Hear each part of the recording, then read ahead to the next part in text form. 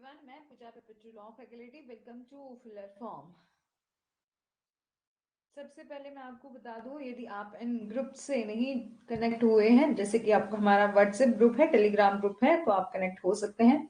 साथ ही साथ हमारे पेपर 1 पेपर 2 के वेरियस अलग अलग सब्जेक्ट्स के कोर्सेज जो है वो स्टार्ट किए गए हैं। आप किसी भी कोर्स में एंटर होना चाहते हैं तो पूजा 10 कोड जो है वो यूज करेंगे, जिससे आपको 10% ऑफ मिलेगा। और यदि आप हमारा कोड यूज करके ये कोर्स परचेज करेंगे तो आपको मिलेंगे नोट्स, PYQs और 100+ मॉक टेस्ट। सबसे पहले मेरे को बता दीजिए, ऑडियो वीडियो सब क्लियर है?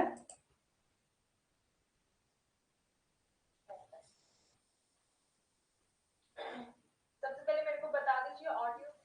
Lakshmi, good afternoon. Good afternoon Lakshmi, बहुत दिनों के बाद क्लास में आए आप।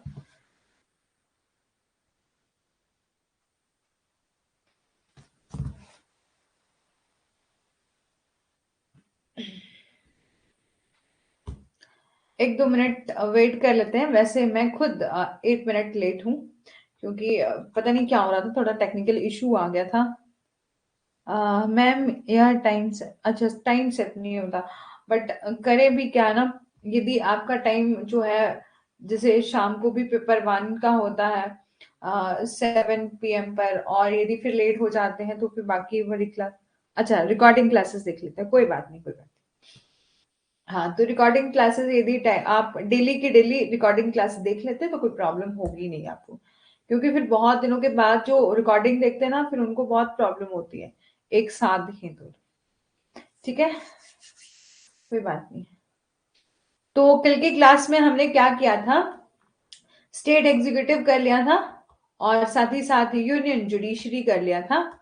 और उसमें किसी को भी कोई प्रॉब्लम रहेगी तो शाम को 4-5 4 to 5 तो ठीक है। एक्चुअली मैं थोड़ा सा देख रही थी, यदि हमारा सिलेबस जो है वो मतलब टाइम से जो है वो सेट नहीं होता है, तो हम जो है 1 मई से देखते हैं, यदि एक्स्ट्रा क्लास लेनी पड़ी तो ये टाइम ही रखेंगे 4 to 5। ठीक है।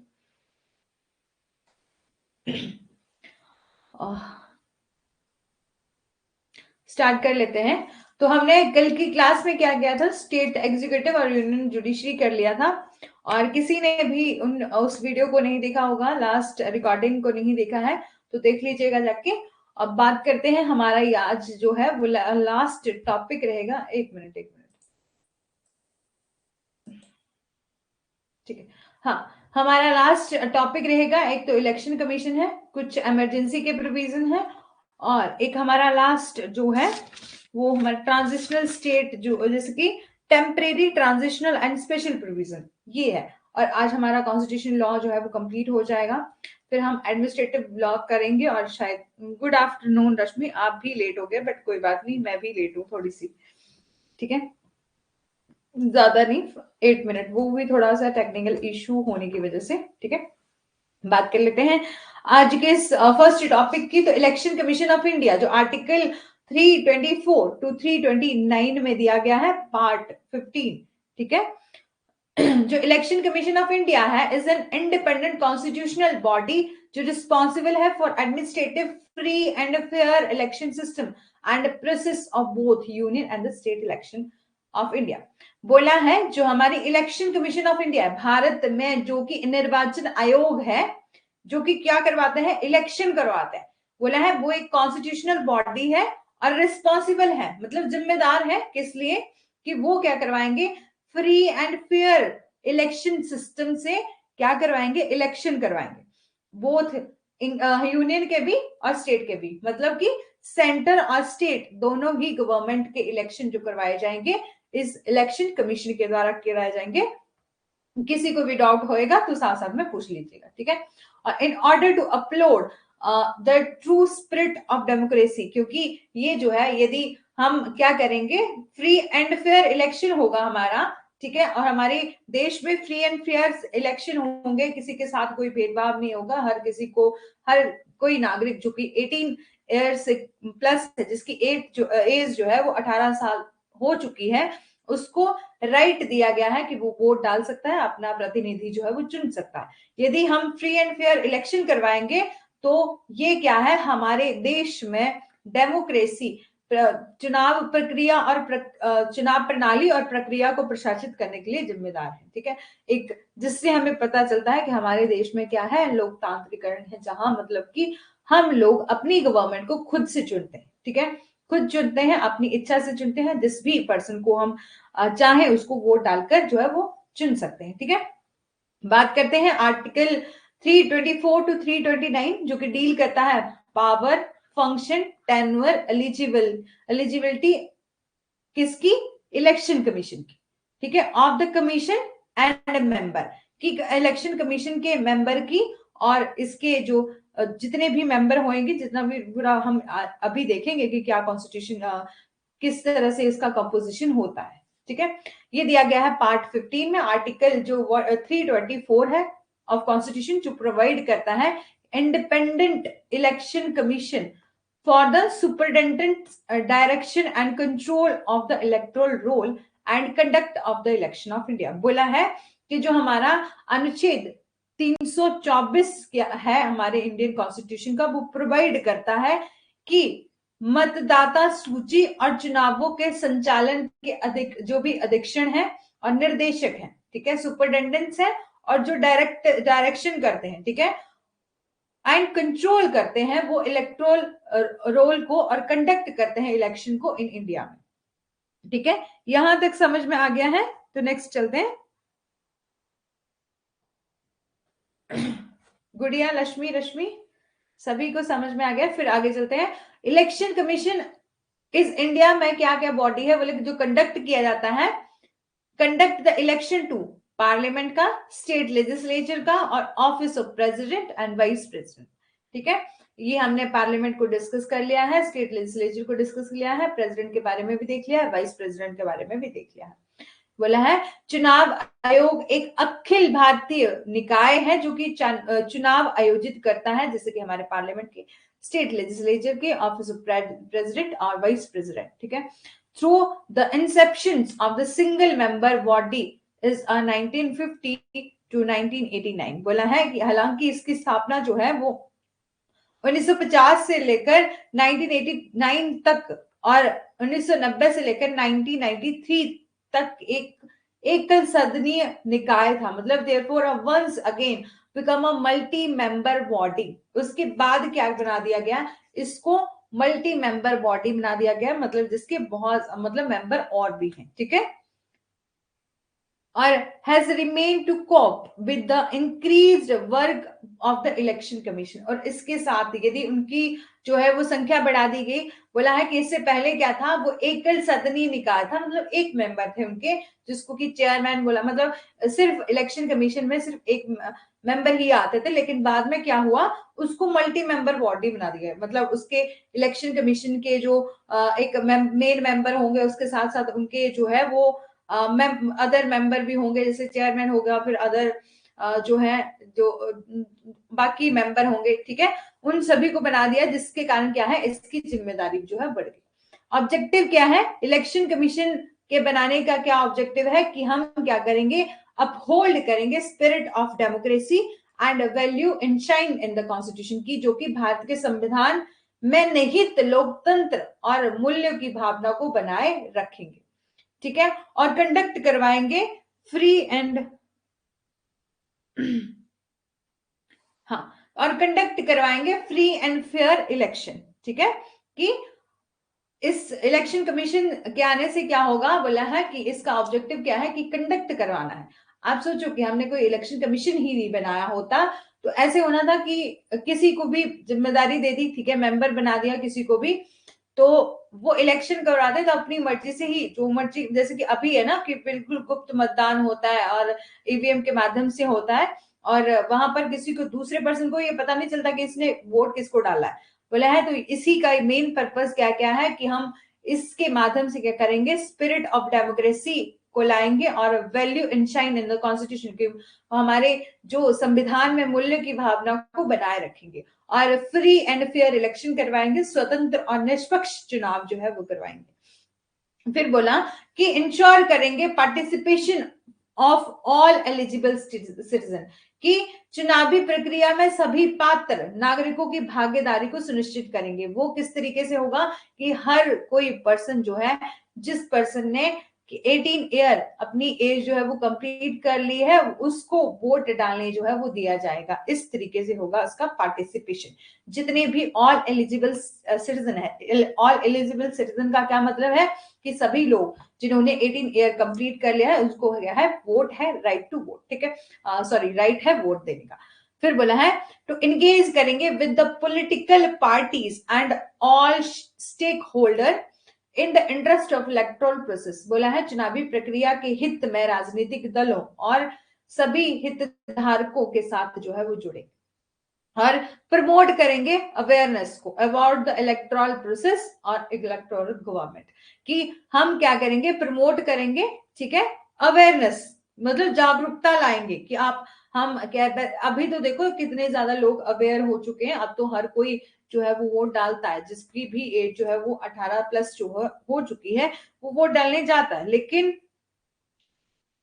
पहले क्या था कि लोग अपने घरों के काम को चलते, या तो लेडीज को क्या करेंगे, वोट डालने नहीं देते थे, बाहर नहीं भेजते थे, बोला और इसका क्या मेन जो ऑब्जेक्टिव है कि प्रमोट करना है, जागरूकता लेके आना है, किस लिए कि हम चुनावी प्रक्रिया के बारे में बताएंगे कि किस तरीके से चुनाव होगा।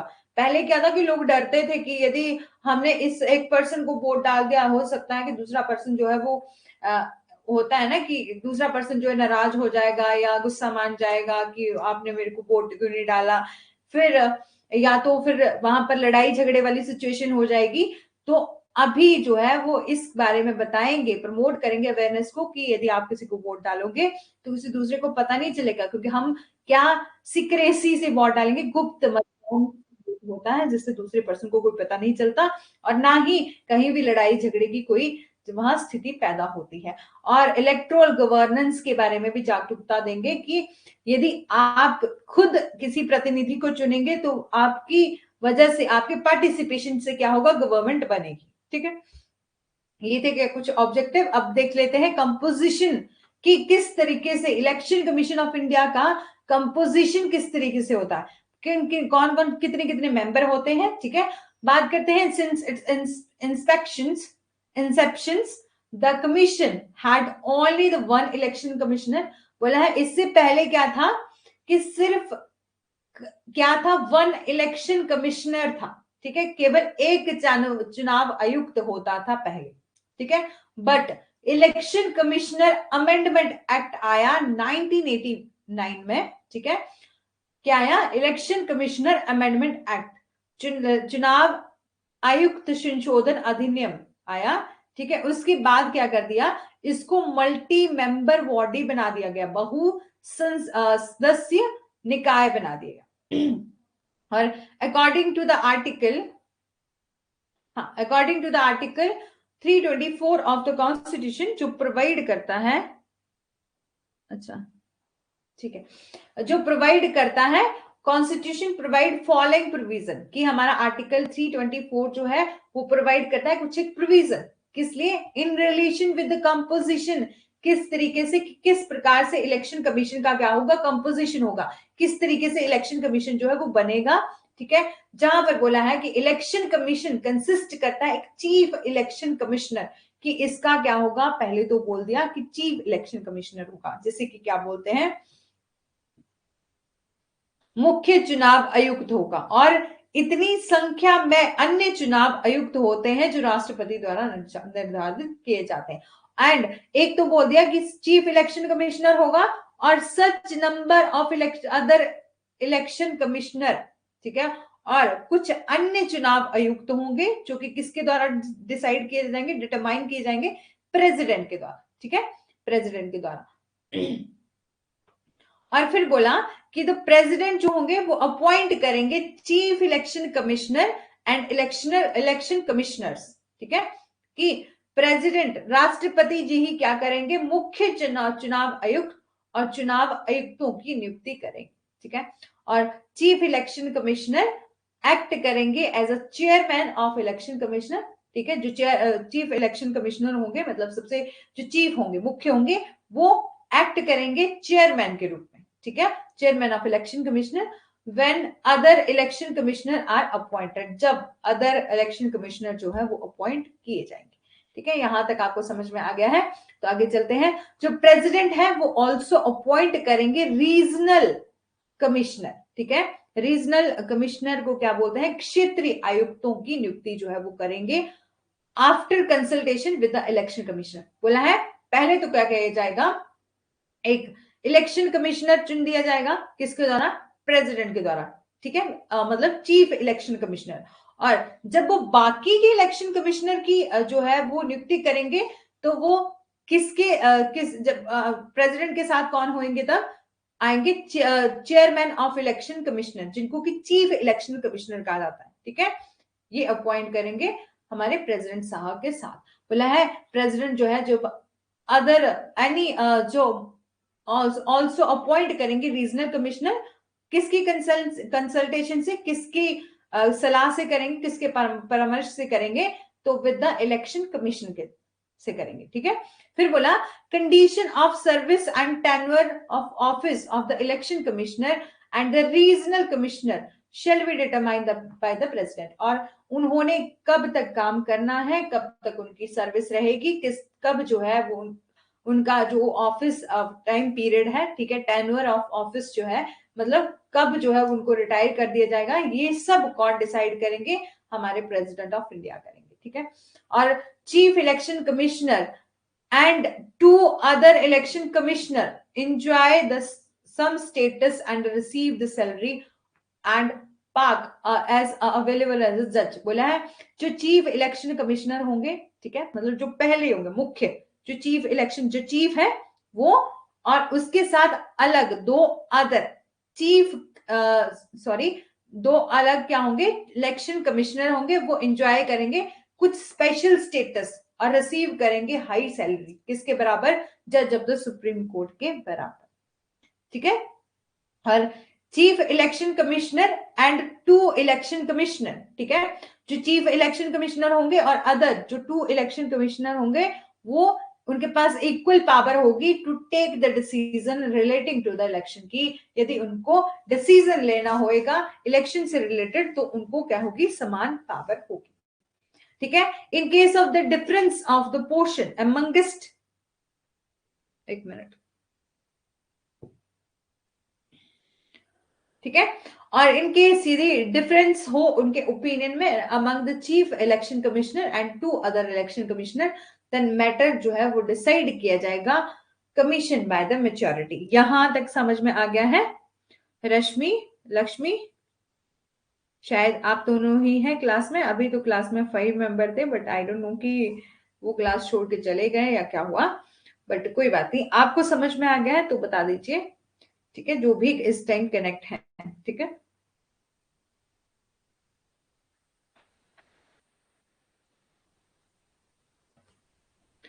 बस आपको सिर्फ इतना याद रखना है कि जो इलेक्शन कमिश्नर होंगे, उनको एक चीफ इलेक्शन कमिश्नर होंगे, उनको कौन अपॉइंट करेंगे, हमारे प्रेसिडेंट ऑफ इंडिया करेंगे।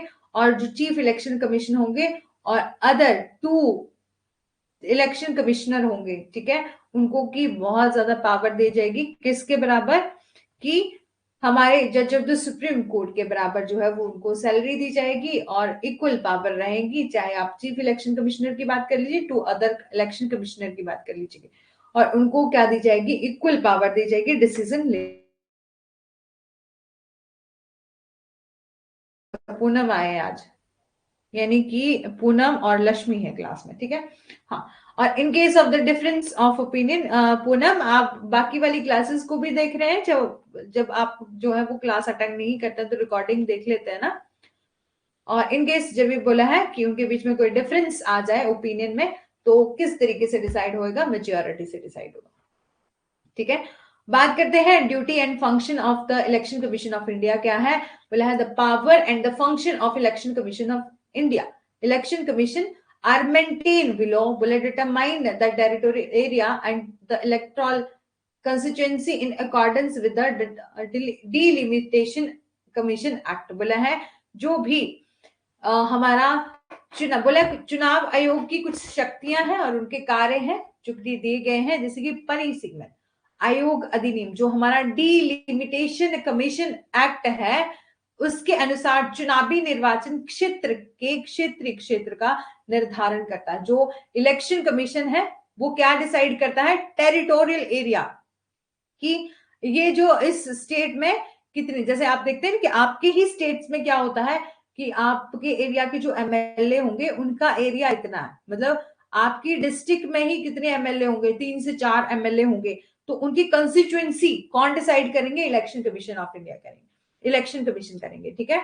और चाहे इंडिया के हैं, यहाँ पर इलेक्शन कमीशन ऑफ इंडिया की बात करी गई है, उसके बाद हमारे स्टेट के भी होते हैं, उसी के बीच में से वो बनते हैं और स्टेट के लिए भी अलग अलग से बनाए जाते हैं, ठीक है। और प्रिपेयर करेंगे electoral roll and revise more revise them from the time to time, बोला है ये मतदाता सूची जो है वो तैयार करेंगे और उसमें टाइम टू टाइम संशोधित करेंगे। संशोधित क्यों करना पड़ता है, जैसे किसी की डेथ हो गई, ठीक है, उनका वोटिंग लिस्ट में नाम हट जाएगा, किसी की न्यू मैरिज हुई तो एक जगह से जो है दूसरी जगह जो है वो जैसे कि लड़की जो है वो अपने जो है वो नेक्स्ट दूसरे वाले घर में जाएगी तो वहां उसकी एंट्री हो जाएगी उस वहां की वोटिंग लिस्ट में, ठीक है। और कोई न्यू जो है कोई न्यू जैसे न्यू बच्चे होते हैं, उन्होंने 18 ईयर जो है वो एज जो है वो कवर कर ली, उनको न्यू जो है वो वोटर जो है वो दिया जाता है और न्यू वोटिंग लिस्ट में उनका नाम आता है, ठीक है। ये सब जो है वो उन्हें टाइम टू टाइम जो है वो चेंज करना पड़ता है। और notify as a schedule of the election, ठीक है, और चुनाव के कार्यक्रमों में को अधिसूचित किया जाता है और रिसीव किया जाता है और स्क्रूटनाइज किया जाता है nomination paper from all the candidate in the election, बोला है। और जो भी राजनीतिक दलों में जो पंजीकृत करता है और चुनाव चिन्ह प्रदान करता है उन्हीं मान्यता प्राप्त करता है। आप देखेंगे जब आपके साइड इलेक्शन हुआ होते हैं तो चाहे वो इलेक्शन आपके चाहे एमएलए के हों या पंचायत के हों या म्यूनिसिपैलिटी के हों, उनको क्या दिया जाता है, चुनाव चिन्ह दिया जाता है और उन्हें मान्यता जो है वो दी जाती है। और उनका जो provide the status of national and state party जो है बोले है स्टेटस प्रोवाइड किया जाता है उनको national and state party to the political party, किस बेसिस पर, on the basis of performance of elections, ठीक है। और रिजॉल्व कराया जाता है dispute regarding the recognisation of political party and allotment of symbols out to that, बोला है यदि किसी राजनीतिक दलों की मान्यता और उनके प्रतीकों के आवंटन के संबंध में भी यदि कोई विवाद हो जाए तो उनको भी कौन सॉल्व करता है, तो हमारे इलेक्शन कमीशन ऑफ इंडिया करते हैं, ठीक है। यहां तक समझ में आ गया है तो एक बार बता दीजिए, नेक्स्ट चलते हैं।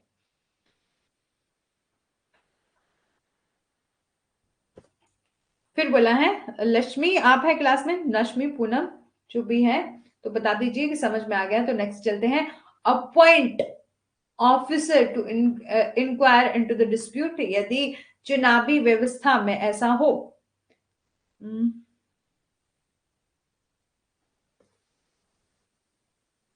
ठीक है, और अपॉइंट किया जाता है ऑफिसर को कि वो इंक्वायर करेंगे यदि डिस्प्यूट हो जाए relating to the electoral arrangement, ठीक है। और इंश्योर करेंगे that the model code of conduct is the following all the political party and the candidate, बोला है ये सिद्ध करेंगे कि सभी राजनीतिक दलों में क्या है, सभी उम्मीदवारों के द्वारा आदर्श आचार संहिता का पालन किया जाए। जब कहते हैं ना कि उस टाइम इलेक्शन चलता है ना, तो मॉडल कोड ऑफ कंडक्ट जो आचार संहिता जो है वो इसके तहत क्या है, आचार संहिता लगाई जाती है। तो सभी लोग जितने भी इलेक्शन में पार्टिसिपेट कर रहे हैं तो वो समान आचार संहिता का पालन करेंगे। क्या हो रहा है, नेटवर्क कनेक्शन तो नहीं चला गया? बोला है और एडवाइस करते हैं किसको, प्रेसिडेंट ऑफ इंडिया, प्रेसिडेंट को और गवर्नर को under its advisory jurisdiction on the matter relating to the disqualification of the member of parliament, बोला है राष्ट्रपति जी को क्या दी जाती है, राष्ट्रपति और राज्यपाल से क्या ली जाती है, सलाह ली जाती है, ठीक है। को क्रमशः संसद और राज्य विधानमंडलों के सदस्य की योग्यता अयोग्यता से संबंधित मामलों पर अपने सलाहकार क्षेत्राधिकार के तहत जो है वो सलाह देता है, ठीक है, इलेक्शन कमीशन ऑफ इंडिया। और सुपरवाइज करता है इलेक्शन मशीनरी को in order to ensure. Poonam class आवाज आ रही है ना? हाँ आ रही है, ठीक है। फिर है वो cancel poll in event of irregularity और wrong doing during the election, ठीक है। यदि चुनाव के दौरान क्या है अनियमितताओं और गड़बड़ी के कारण गड़बड़ी की स्थिति जो है वो हो रही है तो चुनाव को रद्द भी करवाया जा सकता है, ठीक है। और advise the president whether the election can be held as a in the state under the president rule. बोला है जब राष्ट्रपति को सलाह देता है कि क्या राष्ट्रपति शासन के तहत जो है वो किसी राज्य में चुनाव हो सकते हैं कि नहीं। आप जानते हैं कि जब स्टेट इमरजेंसी लगती है तो जो है वो जैसे सब कुछ बंद हो जाता है, मतलब थोड़ा टाइम के लिए बोला है, तो उस टाइम जो है वो सलाह देता है कि उस स्टेट में जहां पर प्रेसिडेंट रूल चला है वहां पर इलेक्शन हो सकते हैं या नहीं, ठीक है, ये बोलता है। और independence of the election commission of India के बारे में क्या बात करते हैं, बोला है इलेक्शन कमीशन ऑफ इंडिया की स्वतंत्रता के बारे में। बोला है the chief election commissioner can remove from the office only the process of removal similar to that of the Supreme Court judge on the basis of the resolution passed effect by the both House of Parliament on the ground of proved misbehavior और incapacity। जैसे कि हमने देखा था कि किस तरीके से रिमूवल होएगा सुप्रीम कोर्ट के जज का, उसी प्रकार क्या होता है हमारे इलेक्शन कमीशन ऑफ इंडिया का भी, इलेक्शन कमिश्नर का भी, चीफ इलेक्शन कमिश्नर का रिमूवल भी उसी प्रकार से होता है। बोला है मुख्य चुनाव आयुक्त को केवल उच्चतम न्यायालय के न्यायाधीश की तरह ही पद से हटाया जा सकता है, जैसे कि हमने लास्ट यूनियन जुडिशरी में भी देखा था कि सुप्रीम कोर्ट के जज को किस तरह से हटाया जाता है, उसी प्रकार बोला है कि दोनों सदनों में क्या होता है, एक प्रस्ताव पारित होता है, एक रेजोल्यूशन पास होगा, किस बेस पर, मिसबिहेव के बेस पर और इनकैपेसिटी के बेस पर।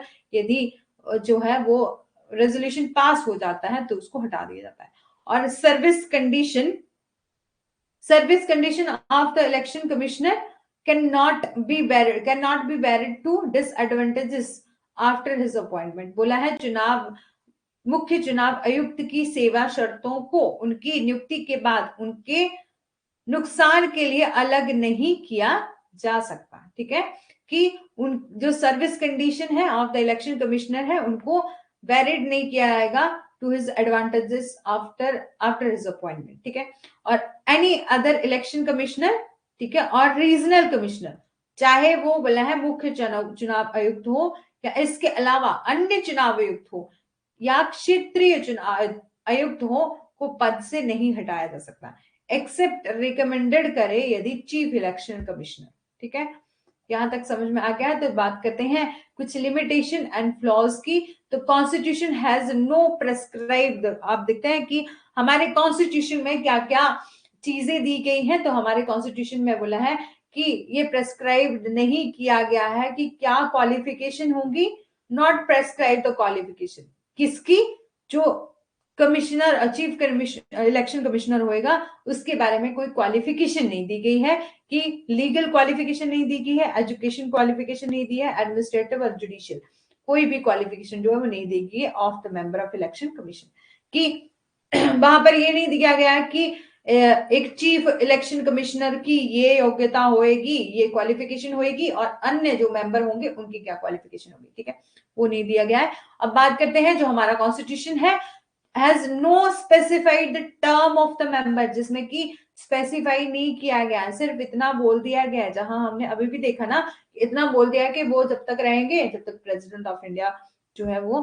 चाहे बोले जो भी डिसीजन होएगा वो प्रेसिडेंट ऑफ इंडिया का रहेगा कि उनको कब जो है उनके टेन्योर से हटाना है और कब नहीं, ठीक है।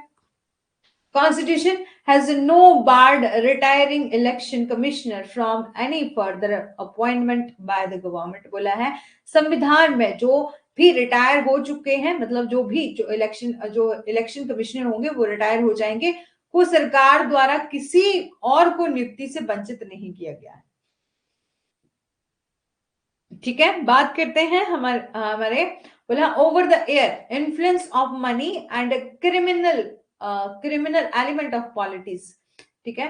Politics has increased along with the violence and electoral malpracticing, resulting the criminalization of the politics. ठीक है, बोला है पिछले कुछ वर्षों में राजनीति में धन और आपराधिक तत्वों का प्रभाव हिंसा और चुनावी कदाचारों के साथ जो है वो बढ़ा है। इसके परिणाम स्वरूप राजनीति का अपराधीकरण हुआ है। जैसे कि हमारे दिल्ली में चुनाव हुए थे, चुनाव जहां पर गोली मारो launching of the Nemo TV और फ्री वाइज बोला है जो मुफ्त खोरी और बायोपिक और एसेट मिशन जो है वो स्टार्ट कर दिया गया था हमारे इलेक्शन में। और the election commissioner of India has been enable to arrest the deteriorations. ठीक है, बोला है इलेक्शन कमीशन ऑफ इंडिया इस गिरावट को रोकने में असमर्थ रहा था। ठीक है, बोला है कि जो हमारा टाइम टू टाइम यहाँ पर क्या दी है, कुछ लिमिटेशन दी है कि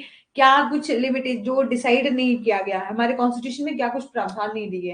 बोला है कि आजकल क्या हो रहा है कि इन्फ्लुएंस हो रहा है मनी का और क्रिमिनल एक्टिविटी जो है वो भी हो रही है हमारे इलेक्शन के टाइम में। बोला उसको उससे रिलेटेड कुछ भी जो है वो मेन प्रोविजन जो है वो नहीं बनाए गए। आगे चलते हैं, इसके अलावा भी कुछ लिमिटेशन दी गई है। बोला there has been a rampant abuse of power by the state government who at the time of by large scale transfer on the EVM of election ठीक है, और post लाइबल ऑफिशियल्स इन की position. बोला है जो राज्य सरकार है के द्वारा सत्ता का बड़े पैमाने में दुरुपयोग किया जाता है। मतलब जो स्टेट गवर्नमेंट है वो बड़े पैमाने में क्या करती है, दुरुपयोग करती है। ठीक है, जो कि कई बार ऐसा होता है कि चुनाव की पूर्व संध्या पर बड़े पैमाने पर तबादले करती है। ठीक है, कि ऐसा होता है कि जब चुनाव होता है तो वहां पर इलेक्शन के टाइम में आपने देखा होगा कि बहुत ज्यादा कि मेन काम कौन करते हैं हमारे इलेक्शन में, हमारे टीचर्स की ड्यूटियां लगती हैं। जो नॉर्मल हमारे इलेक्शन होते हैं ना कि वहां पर जैसे आपके पोलियो बूथ में जिनकी ड्यूटी लगती है वो वहां पर किसकी लगती है, टीचर्स की लगती है। बोले उस टाइम क्या होता है कि तबादले होते हैं, ट्रांसफर कर दी जाती है। और चुनाव प्रचार के लिए आधिकारिक वाहनों और भवनों का उपयोग करके प्रमुख पदों का अधिकारियों को नियुक्त करती है। ठीक है, और चुनाव आयोग की आदर्श आचार संहिता का भी उल्लंघन करती है। ठीक है, और जो इलेक्शन कमीशन ऑफ इंडिया है is not adequately equipped to regulate the political party. ठीक है, और हमारी जो भी इलेक्शन कमीशन ऑफ इंडिया है वो राजनीतिक दलों को विनियमित करने के लिए पर्याप्त रूप से सुसज्जित जो है वो नहीं है। ठीक है, हमारे इलेक्शन कमीशन ऑफ इंडिया के पास क्या है, नो पावर है in enforcing the inter-party democracy and regulation of the party finance, की उनके पास आंतरिक पार्टी में लोकतंत्र और पार्टी के वित्त के विनियमन को लागू करने की कोई शक्ति नहीं। ठीक है, ये थी कुछ एक लिमिटेशन जिसमें कि और भी है। ठीक है, यहाँ पर क्या बताया है, जो रियलिटी में इलेक्शन में होता है उसकी सच्चाई बताई है। ठीक है, क्योंकि हमें जो कॉन्स्टिट्यूशन में दिया गया है उसके साथ साथ जो आजकल की रियल लाइफ में होता है उसके बारे में भी जानना जो है वो काफी ज्यादा जरूरी होता है। बोला है हाल ही के कुछ वर्षों में in recent air an impression of the gaining ground of the election commission is become a less independence of executive which has impacted the image of the institution। बोला है कि चुनाव आयोग जो है वो कार्यपालिका से कम स्वतंत्र होता जा रहा है, जिससे जो संस्था है की छवि को प्रभावित किया गया है। ठीक है, और one of the major institutional drawback क्या है कि नो ट्रांसपेरेंसी है इन इलेक्शन में। ठीक है, कि एक मेन रीजन क्या रहा है कि नो ट्रांसपेरेंसी है, कि गैर पारदर्शिता है, कि जहां पर आपको ट्रांसपेरेंसी नहीं है, मतलब फेयर नहीं कराया जाता है elections. And two other commissioners and जो कि बेस्ड करते हैं on the choice of the president of government, presiding government. ठीक है, ये किस पर बोला है, डिपेंड करता है कि जो भी प्रिजाइडिंग गवर्नमेंट होएगी। ठीक है, उस पर बोला है प्रमुख संस्थागत कर्मियों में जो इलेक्शन कमीशन ऑफ इंडिया है या अन्य दो आयुक्तों को चुनाव में गैर पारदर्शिता और एक जो भी प्रिजाइडिंग गवर्नमेंट होगी की पसंद पर आधारित होता है। जैसे कि ईवीएम में गड़बड़ी कर देना, ठीक है। यदि इलेक्ट्रॉनिक वोटिंग मशीन में क्या कर देना, गड़बड़ी कर देना, हैक होने के कारण वोटों का पंजीकरण जो है वो नहीं होना, ठीक है, और कि करने के आरोप लगे हैं, और संस्थान में आम जनता के विश्वास को भी खत्म करता है, और चुनावी ब्रॉन्ड की अनाम विशेषता है, जिसमें न तो दाता और न ही राजनीतिक दल यह प्रकट करने के लिए बाध्यकारी है, जिसमें कि ये जो राजनीति में पारदर्शिता के मौलिक सिद्धांतों का पराजित करता है। ठीक है, और इसके बाद हम देखते हैं, यहां तक समझ में आ गया है तो एक बार बता दीजिए, फिर बात करते हैं election and electoral performance reform. ठीक है, कि हमारे देश में निर्वाचन प्रणाली से संबंधित कुछ हमारे आर्टिकल हैं, इनको देख लेते हैं।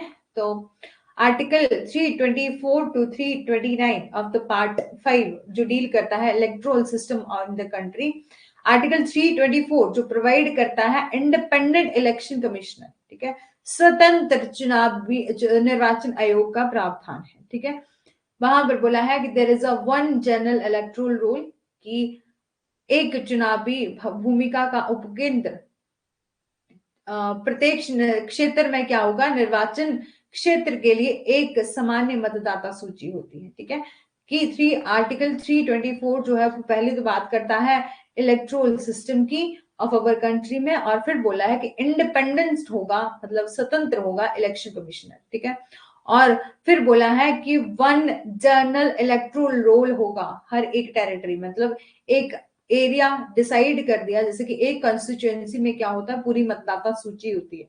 ठीक है, फिर बात की है इलेक्ट्रोल रोल जो कि यूज किया जाता है बाय द बोथ सेंटर और द स्टेट लेजिस्लेचर के लिए। Constitution has abolished the system of the communal representation and,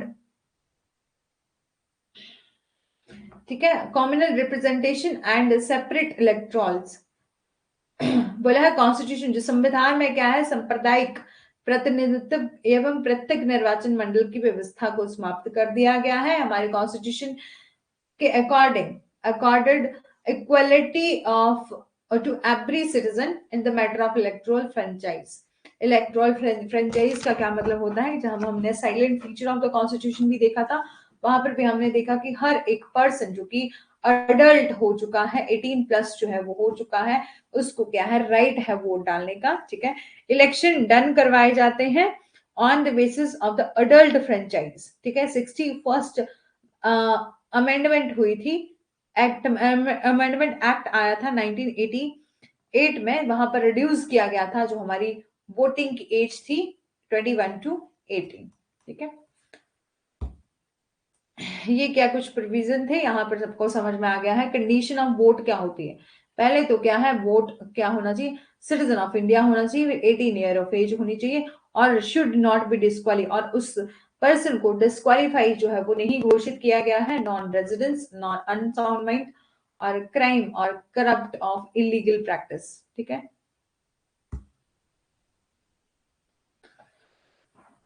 यहां तक हमारे इलेक्शन का जो प्रोविजन था वो हो चुका है, अब हो गया है, तो नेक्स्ट बात कर लेते हैं। एक बार बता दीजिए, किसी को भी कोई प्रॉब्लम होगी तो बता दीजिए, ठीक है, नहीं तो फिर हम आगे चलते हैं।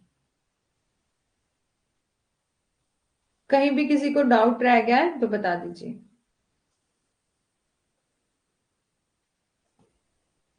प्रॉब्लम होगी तो बता दीजिए, ठीक है। अभी हम इमरजेंसी प्रोविजन डिस्कस करेंगे, और उसके बाद हमारा लास्ट ही टॉपिक बचता है temporary, transitional and the special provision. ठीक है, उसके बाद हमारा हमारा कॉन्स्टिट्यूशनल लॉ जो है वो खत्म हो जाएगा, और हम एडमिनिस्ट्रेटिव लॉ जो है वो डिस्कस कर लेंगे। यहाँ तक समझ में आ गया है तो एक बार बता दीजिए, फिर नेक्स्ट कर लेते हैं emergency provision under the Indian constitution, कि हमारे संविधान के तहत जो है आपातकालीन प्रावधान क्या क्या दिए गए हैं। तो हमारी India is a federal country, कि इंडिया क्या है, एक फेडरल कंट्री है। ठीक है, मतलब एक संघीय देश है, जहां पर इट्स ओन काइंड, अपनी तरह का एक संघीय देश है। ठीक है, it acquire unitary feature during the emergency, बोला है यह आपातकाल के दौरान क्या है, एकात्मक विशेषताओं को प्राप्त करता है। ठीक है। और इसकी वजह से क्या है, the reason of doctor B R Ambedkar ने कहा था कि इंडिया का क्या है, एक फेडरल सिस्टम है जो यूनिक है, क्योंकि it become entire unitary during the emergency. ठीक है, क्योंकि जो हमारे भारत की संघीय व्यवस्था है को अद्वितीय बताया है, क्योंकि आपातकाल के दौरान पूरी तरह से एकात्मक हो जाता है। ठीक है, कि जब हमारी इमरजेंसी सिचुएशन आती है तो वहां पर कोई भी अलग जैसे कोई रूल एप्लीकेबल नहीं होता, सिर्फ हमारा नेशनल इमरजेंसी चलती है, तो बाकी सब चीजें जो है वो बंद हो जाती है। मतलब हर किसी के राइट जो है वो खत्म हो जाते हैं, और हमारा सिर्फ कौन से फंडामेंटल राइट जो है वो एप्लीकेबल होते हैं, एक्सेप्ट आर्टिकल 20 एंड 21। ठीक है, बोला डॉक्टर बी आर अम्बेडकर ने भी कहा है कि इंडिया का एक फेडरल सिस्टम है, एक संघीय सिस्टम है, क्योंकि ये यूनिक है और बेस करता है यूनिटरी ड्यूरिंग द इमरजेंसी। और during an emergency constitutional machinery जो कि फॉल करती है, the system convert itself into the unitary feature. ठीक है, क्योंकि ये डिपेंड करती है itself into the unitary feature. ठीक है, कि जैसे कि संवैधानिक मशीनरी विफल हो जाती है यदि प्रणाली खुद को एकात्मक विशेषता में परिवर्तित कर लेती है। और जो आपातकालीन है, मतलब जब भी इमरजेंसी की सिचुएशन है, emergency period of the depression where all fundamental right of person is taken away. ठीक है, और जहां हम बात करते हैं आपातकाल की सिचुएशन की, तो जहां आर्टिकल 29 और 21 को छोड़कर किसी के भी सभी के मौलिक अधिकार जो है वो छीन लिए जाते हैं। बात करते हैं डेफिनेशन, इमरजेंसी की क्या डेफिनेशन है, तो बोला है इमरजेंसी एक ऐसी सिचुएशन होती है जो अराइज होती है due to the failure of government machinery. कि इमरजेंसी कब लगती है, जब ऐसा होता है कि गवर्नमेंट मशीनरी जो है वो फेल हो गई है। ठीक है, due to the failure of the constitutional machine government machinery, और which cause the demand of immediate action, जहां पर डिमांड होती है इमीडिएट एक्शन लेने की from the authority. According to the black law dictionary के अनुसार जो है इमरजेंसी क्या है, एक ऐसी सिचुएशन है जो रिक्वायर करती है क्विक एक्शन और immediate notice as such as a situation caused as a threat of a life or a property of a nation। बोला है इमरजेंसी क्या है, एक ऐसी सिचुएशन है, एक आपातकालीन क्या है, आपातकाल क्या है, एक ऐसी स्थिति है जहां पर आपको क्विक एक्शन लिया जाता है और उसका इमीडिएट नोटिस जो है वो नोटिस की आवश्यकता जो है वो होती है, क्योंकि ऐसी स्थिति में राष्ट्र में जीवन और संपत्ति के लिए खतरा पैदा करती है, क्योंकि ऐसी स्थिति जो कि थ्रेट पैदा करती है of the life of the person and life and property of a nation. ठीक है, और it is a failure of the social system to deliver a reasonable condition of life. कि यहाँ पर क्या है, यह जीवन की उचित परिस्थितियों को प्रदान करने के लिए सामाजिक व्यवस्था की विफलता है। ठीक है, बात कर लेते हैं टाइप ऑफ इमरजेंसी की।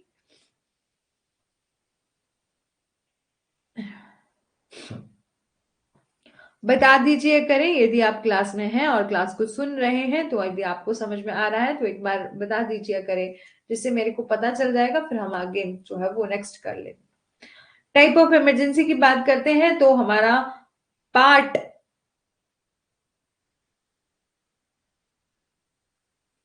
जो हमारा अब टाइप ऑफ इमरजेंसी की बात करें तो पार्ट 18 ऑफ द कॉन्स्टिट्यूशन जो है वो डील करता है इमरजेंसी प्रोविजन। आर्टिकल 352 टू 360 तक जो है हमारे इमरजेंसी प्रोविजन जो है वो दिए गए हैं। There are 3 type of emergency. आप जानते हैं कि हमारे कॉन्स्टिट्यूशन में 3 टाइप की इमरजेंसी जो है वो मेनली दी जाती है। तो हमारे जिसमें the power of imposing all 3 type of emergency बोला है कि सभी 3 प्रकार की आपातकालीन स्थितियों को लागू करने की शक्ति भारत के राष्ट्रपति पर जो है वो निहित है।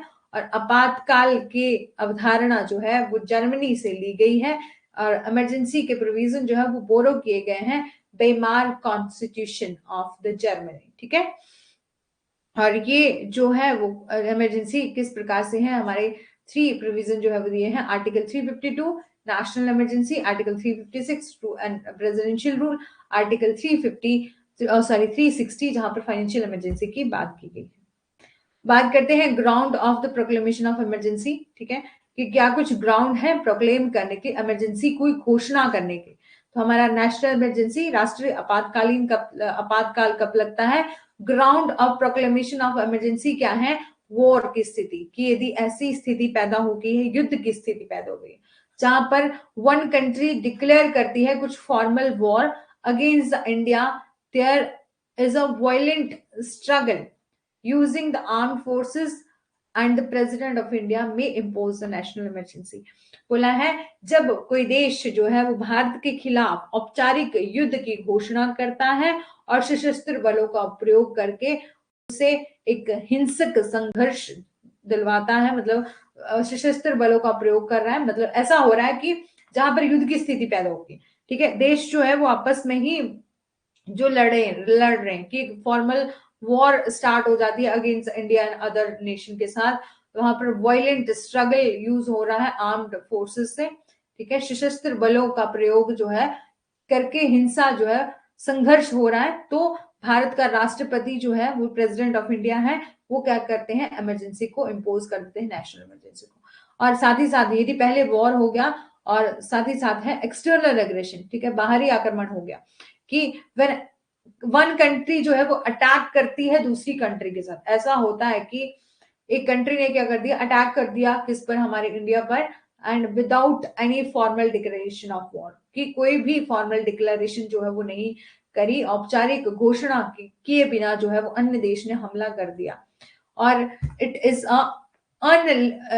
Unilateral attack by the country toward India. बोला है यह भारत की और किसी भी देश का एक तरफा हमला हो, ठीक है, कि एक तरफा हमला कर दिया जहां पर हमें कुछ नहीं बताया, मतलब हमला होने से पहले कुछ नहीं डिक्लेयर किया गया था गवर्नमेंट के द्वारा, अदर नेशन के द्वारा, देन इन सर्कमस्टांसेस में प्रेसिडेंट ऑफ इंडिया जो है वो इम्पोज करते हैं नेशनल इमरजेंसी। फिर आर्म्ड रेबेलियन की सशस्त्र विद्रोह, बोला है इमरजेंसी कब लगाए? बोला जो हमारा सशस्त्र विद्रोह के कारण जो है वो भारत में राष्ट्रपति जो है प्रेसिडेंट ऑफ इंडिया है, और when a group of people रिवेल against the present government which will lead to the destruction of the lives and property. बोला है जब लोगों का एक समूह जो है वर्तमान सरकार के खिलाफ जो है विद्रोह करता है, जिससे जीवन और संपत्ति का विनाश होता है, तब भी क्या लगाई जाती है? इमरजेंसी लगाई जाती है, ठीक है। नेशनल इमरजेंसी की बात कर रहे थे, स्टेट इमरजेंसी की बात करते हैं, ground for the proclamation of the state emergency, कि क्या कुछ ग्राउंड है क्या प्रोक्लेमेशन करने के, स्टेट इमरजेंसी को प्रोक्लेम करने के? Is a failure of a constitutional machinery, कि जब कैसा हो, क्या हो? फेलियर हो जाए, जब राज्य जो है वो फेल हो जाए, कॉन्स्टिट्यूशनल मतलब कॉन्स्टिट्यूशन के तहत जो है वो काम ना करे, कॉन्स्टिट्यूशनल मशीनरी के तहत जो काम नहीं करे, इस चीज में क्या हो? फेल हो जाए, then in this emergency when the governor of the state, वो वहां पर जब हमने गवर्नर भी देखा था ना कल स्टेट एग्जीक्यूटिव में, तब भी हमने देखा था कि ऐसा हो गई स्टेट की स्थिति जो है वो खराब हो चुकी है, तो गवर्नर क्या करेंगे? सलाह देंगे, करेंगे राष्ट्रपति जी के साथ, और हमारी स्टेट इमरजेंसी जो है वो लगाई जाती है।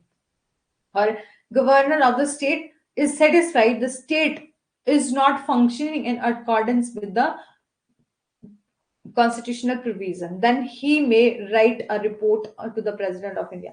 बोला है कि राज्य संवैधानिक प्रावधानों के अनुसार यदि काम नहीं कर रहा है तो वो राष्ट्रपति को एक रिपोर्ट लिख सकते हैं, और यदि राष्ट्रपति रिपोर्ट से संतुष्ट होंगे तो वो राष्ट्रपति शासन जो है, प्रेसिडेंट रूल जो है वो लगा सकते हैं। उसके बाद राष्ट्रपति राज्य के लिए के कार्यकारी प्रमुख बन जाएंगे, ठीक है। President will become executive head of the state जो है वो बन जाएंगे। यहां तक समझ में आ गया होगा, तो नेक्स्ट चलते हैं फाइनेंशियल इमरजेंसी के बारे में। Ground of the proclamation of the financial emergency क्या है? दैट जब स्टेट अराइज करता है in the country which lead to the financial crisis, मतलब जब ऐसा हो देश में एक राज्य जो है राज्य उत्पन्न हो, मतलब अब वित्तीय आपातकाल की घोषणा किस आधार पर की जाती है? जब देश में एक राज्य में उत्पन्न होता है क्या? जो भारत में वित्तीय संकट की ओर जाता है, ठीक है। जब देश में क्या हो, फाइनेंशियल क्राइसिस हो रहे हो, और प्रेसिडेंट ऑफ इंडिया जो है वो इम्पोज करता है इमरजेंसी इस सिचुएशन से, फाइनेंशियल जो वित्तीय कंडीशन है, मतलब वित्तीय जो परिस्थिति है, वित्तीय आपातकाल आ गया है, ठीक है, उसकी स्थिति से निपटने के लिए आपातकाल जो है वो लगा सकता है, ठीक है, इमरजेंसी जो है वो लगा सकते हैं। In this situation the centre authority क्या है, मे रिड्यूस द बजट और cut the budget given to the state and salary of the government official may be deducted. इन स्थितियों में क्या होता है कि जो केंद्रीय प्राधिकरण बजट को कम कर सकता है और राज्य को दिए गए बजट में कटौती जो है वो कर सकता है। सरकारी अधिकारियों के वेतन में भी कटौती जो है वो की जा सकती है, ठीक है। यहां तक समझ में आ गया है, तो बात कर लेते हैं difference between the article 352 and article 356। जहां पर बात आती है अंडर द आर्टिकल 352 में क्या लगाई जाती है, स्टेट लेजिस्लेचर और एग्जीक्यूटिव कंटिन्यू फंक्शन करते हैं, centre get the concurrent power, centre के पास क्या है, कंकरेंट पावर होती है राज्य के, लेकिन केंद्र को राज्य के मामले में कानून और प्रशासन की संवर्ती शक्तियां जो है वो मिली होती है, ठीक है। और concurrent power of the legislation and administration in the matter of the state under the article 356। हमारे 352 में क्या लगाई जाती है, नेशनल इमरजेंसी लगाई जाती है, 356 में क्या लगाई जाती है, स्टेट इमरजेंसी लगाई जाती है, और 360 में क्या लगाई जाती है, फाइनेंशियल इमरजेंसी जो है वो लगाई जाती है। अंडर आर्टिकल 352 में relationship between the centre and the state जो है वो चेंज हो जाता है, change but the case in case of the 356 relationship between the center and the state which the president rule apply हो जाता है undergo a change। बोला आर्टिकल जो हमारा 352 है, इसके तहत केंद्र और राज्य सभी राज्य के बीच जो है संबंध बदल जाते हैं, लेकिन अनुच्छेद हमारा 356 के मामले में क्या होता है, केंद्र और राज्य के बीच में संबंध जिसमें कि राष्ट्रपति शासन जो है वो लागू होता है, एक बदलाव से गुजरता है, ठीक है। वित्तीय इमरजेंसी के बारे में हम बात करते हैं, फाइनेंशियल इमरजेंसी के बारे में, जैसे कि हमने पहले भी देखा कि जो आर्टिकल 360 में प्रोक्लेमेशन होती है फाइनेंशियल इमरजेंसी की, वहां पर क्या होता है कि may by the issued if the president, यदि प्रेसिडेंट के ओपिनियन में क्या हो, if the president is of opinion that such a situation, कि ऐसी सिचुएशन हो जा रही, मतलब स्टेट में क्या हो गई, ऐसी सिचुएशन होगी, फाइनेंशियल कंडीशन इतनी खराब हो गई, मतलब फाइनेंशियल स्टेबिलिटी जो है वो बिल्कुल बिगड़ गई, तो उस सिचुएशन में क्या लगाई जाती है, वित्तीय आपातकाल जो है वो लगाया जाता है अंडर आर्टिकल 360, ठीक है। बात करते हैं ड्यूरेशन की, तो proclamation of the financial emergency shall cease to the operate after the 2 month, ठीक है। जो वित्तीय आपातकाल की घोषणा है वो 2 महीने के बाद जो है वो काम करना बंद कर देती है, ठीक है, जब तक इसे संसद के दोनों सदनों द्वारा अनुमोदित नहीं किया जाता, ठीक है, अनलेस ही it has been approved by the both house of the parliament, और in case where during the issuance of the proclamation of Lok Sabha has has been dissolved or a dissolution take place within the set period of the 2 month, and the Rajya Sabha has approved the proclamation but the Lok Sabha has not approved it, ठीक है।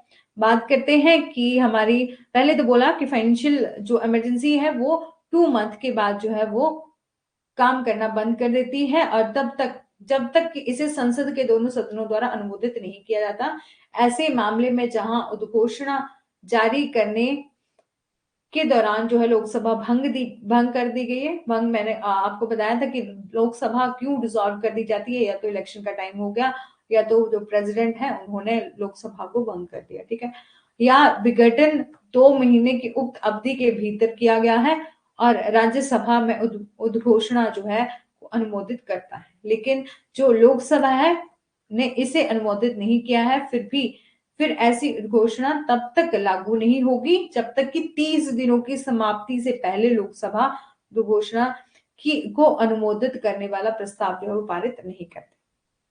यहां तक समझ में आ गया है। तो बात करते हैं रिवोकेशन की by the subsequent proclamation of financial emergency में बी रिवोक्ड, ठीक है, कि हमारी वित्तीय आपातकाल की घोषणा को रद्द किया जा सकता है कभी भी। इफेक्ट क्या है, एक लास्ट प्रोविजन रहा है इमरजेंसी का, financial emergency has following effect क्या क्या है?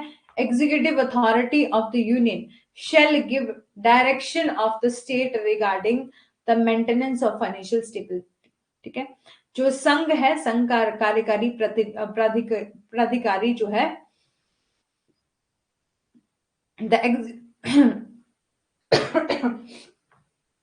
Executive authority of union shall give direction, की जो हमारी एग्जीक्यूटिव अथॉरिटी है यूनियन की, वो डायरेक्शन दे सकती है, निर्देशन दे सकती है कि state regarding the maintenance of financial stability, कि स्टेट जो है वो किस तरह से मेंटेन करके रखेगी हमारी फाइनेंशियल स्टेबिलिटी को। और इट में include the provision of the reduction of the salary and allowance, बोला है कि जिसमें कि राज्य के जो भी सेवारत सभी और सभी या किसी भी वर्ग के व्यक्तियों के वेतन और भत्ते में कटौती का जो है वो प्रावधान शामिल है, कि यदि फाइनेंशियल इमरजेंसी लग गई तो वहां के जो भी गवर्नमेंट ऑफिशियल्स होंगे उनकी सैलरी जो है वो भी डिडक्ट कर ली जाएगी, इंक्लूडिंग द जज of the high court and supreme court. किसके बोला है, यहाँ इस इमरजेंसी वाली सिचुएशन में क्या हो, फाइनेंशियल इमरजेंसी लग जाए तो जज of the high court and supreme court के वेतन की भी कटौती जो है वो की जा सकती है। और money will shall be reserved for the approval of the president, की जन विधायक जो है वो राष्ट्रपति के अनुमोदन के लिए आरक्षित होंगे। यहां तक समझ में आ गया है? अच्छा, आप लोग ना बता नहीं रहे हो कि समझ में आया है नहीं आया, फिर मेरे को पता नहीं चलेगा ऐसे।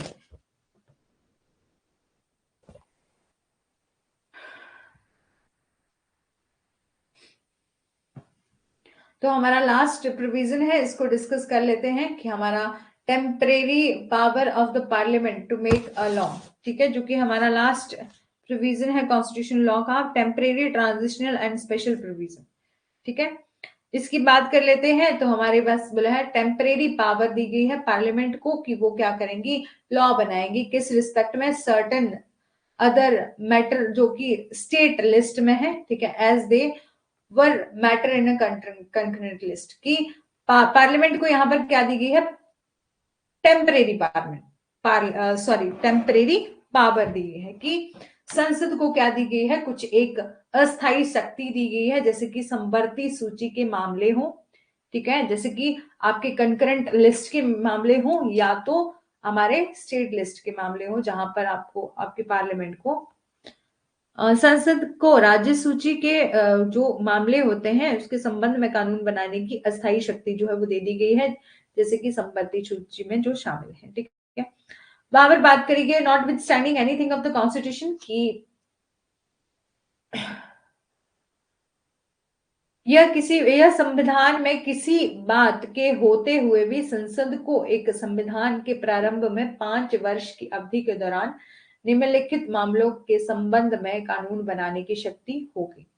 यहां पर बोला है notwithstanding anything of the constitution, parliament shall during the period of 5 year from the commencement of the constitution, वहां पर बोला कि जो संविधान के प्रारंभ के, जब संविधान बना था वहां के प्रारंभ के 5 सालों की अवधि के दौरान क्या है, निम्नलिखित कुछ ऐसे मामले दिए गए हैं, वहां पर इस मामलों में है लॉ बना सकते हैं, जैसे कि वे संपत्ति सूची के प्रगणित थे। ठीक है,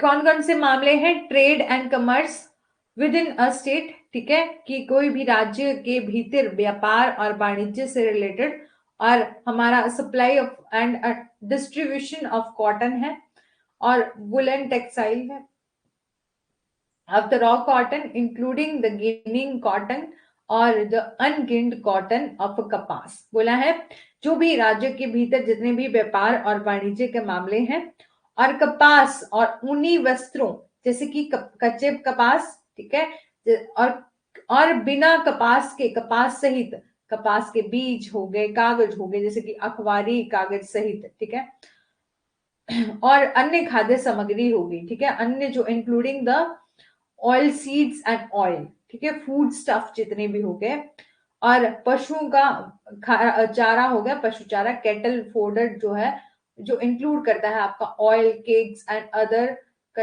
हमारा जो कोक और कोयले के जो भी डेरिवेटिव सहित अन्य जो भी लोहे का उत्पादन है, आपूर्ति का वितरण है और स्टील का अभ्रक है। ठीक है, इस मामले में है कि पार्लियामेंट को पावर दी गई है कि वो क्या कर सकते हैं, लॉ बना सकते हैं, टेम्परेरी पावर दी गई है। ठीक है, बात करते हैं ऑफेंसेस अगेंस्ट द लॉ। ठीक है, ऐसे ऑफेंसेस जो बोले ऐसे कानूनों के विरुद्ध अपराध, उनमें से किसी भी मामले के संबंध में उच्चतम न्यायालय को छोड़कर सभी न्यायालयों की अधिकारिता या शक्तियां। ठीक है, बोला offences against the law in respect of any matter, जो मेंशन है क्लॉज ए में, jurisdiction and power of all court except the Supreme Court in respect of any those of the matter, fees in respect of the any of those matter, जो कि not including the fee taken in any court। बोला है कि कानूनों के विरुद्ध, बोला है ऐसे विश्व के कानूनों के विरुद्ध अपराध या उनमें किसी भी मामले के संबंध में उच्चतम न्यायालय को छोड़कर सभी न्यायालयों की अधिकारिता और शक्तियां, उनमें किसी भी मामले में क्या हो, किसी भी मामले के संबंध में शुल्क, लेकिन किसी भी न्यायालय के लिए ली गई फीस शामिल नहीं है। ठीक है, बात करते हैं परंतु क्या है, बट एनी लॉ जो मेड बाय द पार्लियामेंट है, कि ऐसा लॉ जो कि बनाया गया पार्लियामेंट के द्वारा, which parliament would not but for the provision of the article have been competent to make shall to extent of the incompetency cease to effect on the expiration of the said period। बोला है परंतु संसद द्वारा बनाया गया किसी कोई भी कानून, हाँ हो सकता है कि ये जो है वो थोड़ा टेक्निकल लगे, क्योंकि इसमें ना सारे ही प्रोविजन, जैसे कि कोई भी अदर प्रोविजन दिए गए हैं जो कि स्पेशल प्रोविजन दिए हैं, जैसे स्पेशल स्टेट हो गया हमारा असम है, हमारा अदर, जैसे कि 370 वाला आर्टिकल भी यहीं पर था, जब पहले हमारे जम्मू एंड कश्मीर को स्पेशल प्रोविजन दिया गया था ना। हाँ, लेकिन अब जो है वो खत्म हो चुका है 370, आप जानते हैं कि अभी खत्म हो गया जब से हमारा Jammu and Kashmir reorganisation act आया है 2019 का। ठीक है, उसके बाद ये वाला जो लास्ट प्रोविजन है ना, आपको ये वाला टॉपिक थोड़ा सा टफ भी लग सकता है, इसलिए भी पढ़ने में कोई भी प्रॉब्लम हो रही होगी तो एक बार देख लीजिएगा, अदरवाइज जो है वो ज्यादा घुसड़ने की जरूरत नहीं है इसमें। ठीक है लेकिन एक बार सुन लीजिएगा। ठीक है, और फिर बात करिए है परंतु संसद द्वारा बनाया गया कोई भी कानून जिसमें क्या हो, जिसे बनाने में संसद सक्षम नहीं है। ठीक है, मतलब बोला ऐसा लॉ जो बनाया जा रहा है पार्लियामेंट के द्वारा, जिसमें जो पार्लियामेंट है वो कंपिटेंट नहीं है उसमें लॉ बनाने की।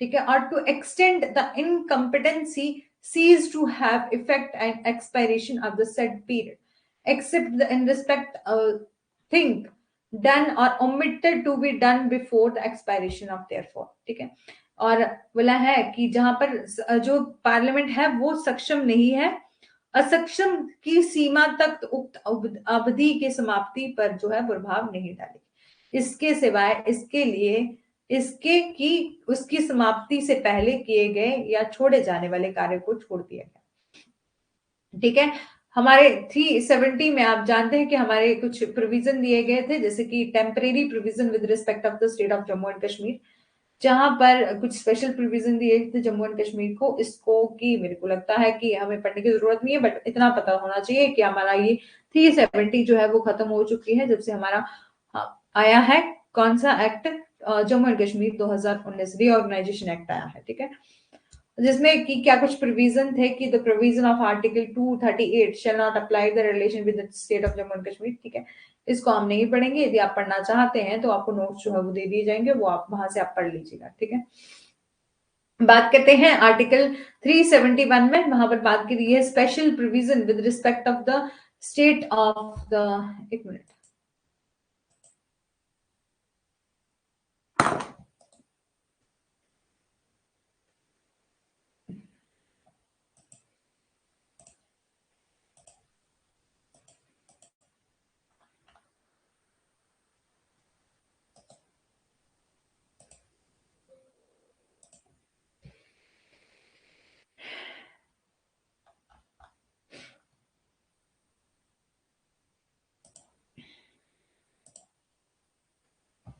हाँ, बात करते हैं special provision with respect of the state of Maharashtra and Gujarat की क्या कुछ स्पेशल प्रोविजन दिए गए हैं महाराष्ट्र और गुजरात राज्यों के संबंध में, विशेष प्रावधान जो है वो क्या दिए गए हैं, बोला है notwithstanding anything of the constitution, ठीक है, इस संविधान किसी भी बात के होते हुए भी जो प्रेसिडेंट है may by the order made by और with respect of the state of Maharashtra Gujarat provide for any special responsibility of the governor, कि जो राष्ट्रपति हैं वो महाराष्ट्र या गुजरात राज्य के संबंध में किए गए आदेश द्वारा राज्यपाल की कोई विशेष जिम्मेदारी प्रदान कर सकेगा, ठीक है। ये जो है वो दिया गया है हमारे आर्टिकल 371 में, वहां पर गुजरात और महाराष्ट्र राज्य के लिए स्पेशल प्रोविजन जो है वो दिए गए। इसके सब क्लॉज में भी ये बोला है कि establishment of the separate development board of, जैसे कि विदर्भ जो है, ठीक है, एंड जो मारवाड़ा है और द शेष जो महाराष्ट्र है और सौराष्ट्र है, कच्छ है और शेष गुजरात के लिए एक पृथक विकास बोर्ड की स्थापना जो है वो की जाए, और इस प्रावधान के साथ की जाए कि जिसमें क्या हो, प्रत्येक बोर्ड के कार्यकरण से संबंध प्रत्येक वर्ष एक प्रतिवेदन राज्य विधानसभा के समक्ष जो है वो रखा जाएगा, ठीक है। और उसके बाद बोला है सब क्लॉज बी में कि इक्विटेबल एलोकेशन ऑफ फंड होगा for the development expenditure over the set area, ठीक है, कि उन क्षेत्रों के लिए विकासात्मक व्यय के निधियों को समान बराबर, मतलब जो भी वो एरिया है वहां पर आप डेवलपमेंट के लिए जो है वो बराबर का क्या दोगे, डेवलपमेंट के लिए पैसा दोगे, ठीक है, निधियों का समान आवंटन करेंगे जो कि समग्र रूप से राज्य की आवश्यकताओं के अधीन है, ठीक है, जो कि क्या है, समग्र रूप से राज्य की जो विशेषताएं हैं उसके अधीन है, ठीक है। And equitable arrangement providing the adequate facility, और सभी उक्त क्षेत्रों के संबंध में जैसे तकनीकी शिक्षा है, व्यावसायिक प्रशिक्षण है, जैसे कि फैसिलिटी है, टेक्निकल एजुकेशन है, वोकेशनल ट्रेनिंग है, और एडिक्वेट अपॉर्चुनिटी है, एम्प्लॉयमेंट है in the service under the control of the state government है in respect of the all said area subject to the requirement of the state as whole, ठीक है, कि जो भी न्याय संगत व्यवस्था है जो समग्र रूप से राज्य की आवश्यकताओं के अधीन है जो वह करी जाएगी। और बात करते हैं आर्टिकल 371 सब क्लॉज ए जो है वो बात करता है special provision in respect of the state of Nagaland, ठीक है, स्टेट ऑफ नागालैंड के लिए क्या है, स्पेशल प्रोविजन है notwithstanding anything of the constitution no act of the parliament, बोला है कि निम्नलिखित में से संसद के अधिनियम में नहीं है, क्या है कि रिलीजियस ऑफ और the special practice of the Nagas, जो भी नागा जैसे नागालैंड के कुछ एक एरिया है वहां के लोगों को बोला जाता है नागास, ठीक है, एक प्रजाति है, रिलीजियस और the social practice of the Nagas, जहां पर बात की है नागाओं के धर्म और सामाजिक प्रथाएं, ठीक है, और नागा कस्टमरी लॉ और प्रोसीजर, ठीक है, नागा का अपना कस्टमरी लॉ एंड प्रोसीजर, ठीक है, इन सभी में क्या बोला है कि no act of the parliament in respect of, बोला है कोई भी संसद के द्वारा जो है कोई अधिनियम नहीं है, किनके अलावा रिलीजियस और social practice of the Nagas और Nagas customary law and procedure और administration of the civil and criminal justice की, वहां पर administration of the civil and criminal justice की बात करी गई है, और decision according to the Naga customary law, कि नागा प्रथागत कानून के अनुसार निर्णयों को शामिल करते हुए सिविल और आपराधिक न्याय का प्रशासन, ठीक है, ownership and transfer of the land, और वहां की जो भूमि है और उसको क्या करना, ट्रांसफर करना और वहां का स्वामित्व जो है वो लेना, ठीक है, इससे रिलेटेड बोले पार्लियामेंट को कोई भी जो है वो पावर नहीं है।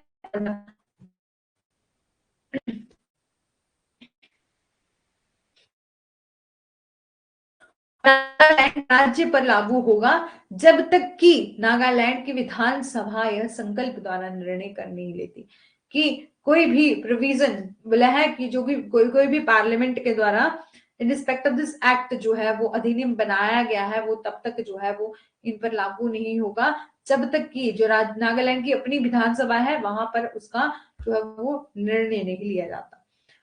इसके अलावा बहुत ज्यादा अदर भी प्रोविजन है, इनको थोड़ा थोड़ा देख लेते हैं, अदरवाइज जो है वो इतना ज्यादा इम्पोर्टेंट नहीं है कि इसको,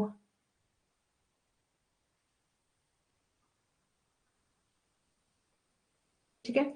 बात करते हैं गवर्नर ऑफ द नागालैंड, ठीक है, एक मिनट।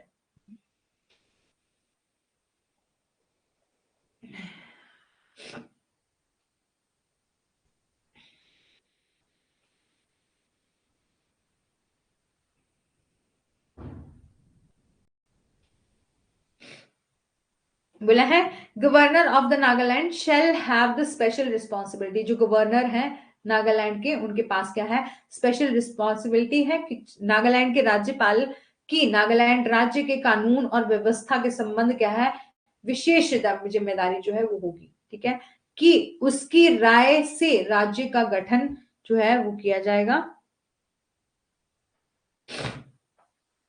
कि उसकी राय से राज्य के गठन से पहले ठीक जो नागा हिल्स हैं और जो उनके न्यूसांग क्षेत्र है उनका होने वाली आंतरिक अशांति जिसमें कि क्या है उससे किसी भी भाग में जारी रहेगा, ठीक है। मतलब एक स्पेशल पावर दी गई है किसको, कि गवर्नर ऑफ द नागालैंड को, ठीक है। प्रोवाइडेड किया है कि यदि एनी कोई क्वेश्चन अराइज होता है whether any matter or not matter in respect of which the governor is under this clause required to the act or exercised by the individual judgment, ठीक है, individual judgment of the decision of the governor shall be discretion shall be final, कि बोला है परंतु यह प्रश्न जो है उठता है कि क्यों क्यों क्या कोई ऐसा मामला है या नहीं जिसमें कि राज्यपाल अपने व्यक्तिगत निर्णय का प्रयोग करने के लिए आवश्यक इस उपखंड के अधीन है, चूंकि राज्यपाल का निर्णय है या विवेक अपनी विवेक से अंतरिम होगा, ठीक है। और इसमें बहुत ज्यादा इंपॉर्टेंट नहीं है, आप इसको खुद पढ़ लीजिएगा यदि पढ़ना होएगा तो, ठीक है। यहाँ से जो है वो ज्यादा क्वेश्चन जो नहीं आते, ठीक है। और डी में क्या किया है, president in respect of the report of the governor और otherwise satisfied no longer necessary और the government has a special responsibility. यहाँ फिर से ये बोला है कि राष्ट्रपति जो है वो राज्यपाल से प्रति निवेदन कर सकते हैं, पत्री निवेदन प्राप्त होने पर या तो अन्यथा असंतुष्ट हो जाता है। ये प्रोविजन जो है वो काफी ज्यादा मतलब इंटरेस्टिंग नहीं है, इसलिए आपको थोड़ा सा पढ़ने के लिए थोड़ा सा प्रॉब्लम होएगा। जैसे कि कॉन्स्टिट्यूशन के अदर प्रोविजन है तो काफी ज्यादा इंटरेस्टिंग है, उनको प्रॉब्लम पढ़ने में कोई प्रॉब्लम जो नहीं आएगी, ठीक है। बात कर लेते हैं कि qualification for the being of chooser, ठीक है। बोला है the qualification of being chosen age and being member of the regional council, कि क्षेत्रीय परिषद के सदस्य के रूप में चुने जाने और होने के लिए कुछ रीजनल काउंसिल की क्वालिफिकेशन, ठीक है। और द टर्म ऑफ ऑफिस क्या रहेगा और सैलरी एंड अलाउंस कितनी रहेंगी of the paid member of the regional council की, ठीक है। और प्रोसीजर क्या है और कंडक्ट ऑफ बिजनेस क्या है रीजनल काउंसिल का, और appointment of the officers and the staff of the regional council and there condition of the service क्या है, मतलब कि जो क्षेत्रीय परिषद है उसके अधिकारियों और कर्मचारियों की नियुक्ति और सेवा शर्तें, ठीक है। और कोई भी अन्य मैटर जो कि आता है in respect of the which is necessary to make a rule, कि वो किस लिए आता है, जो कि in respect of which the make a rule for the constitution and proper function of the regional council, ठीक है।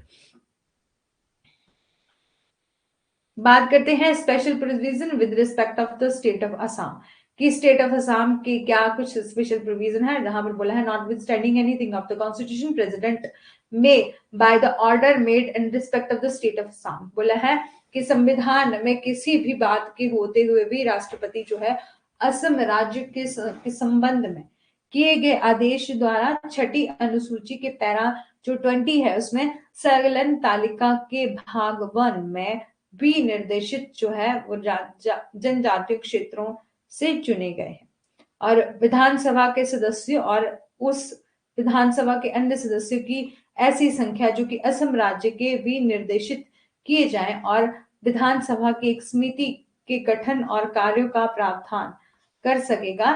ऐसी समिति का गठन उचित कार्य के लिए उस राज्यसभा की प्रक्रिया के नियमों के आधार पर नियमों के लिए किए जाने वाले संशोधन के लिए आदेश और संशोधन, ठीक है।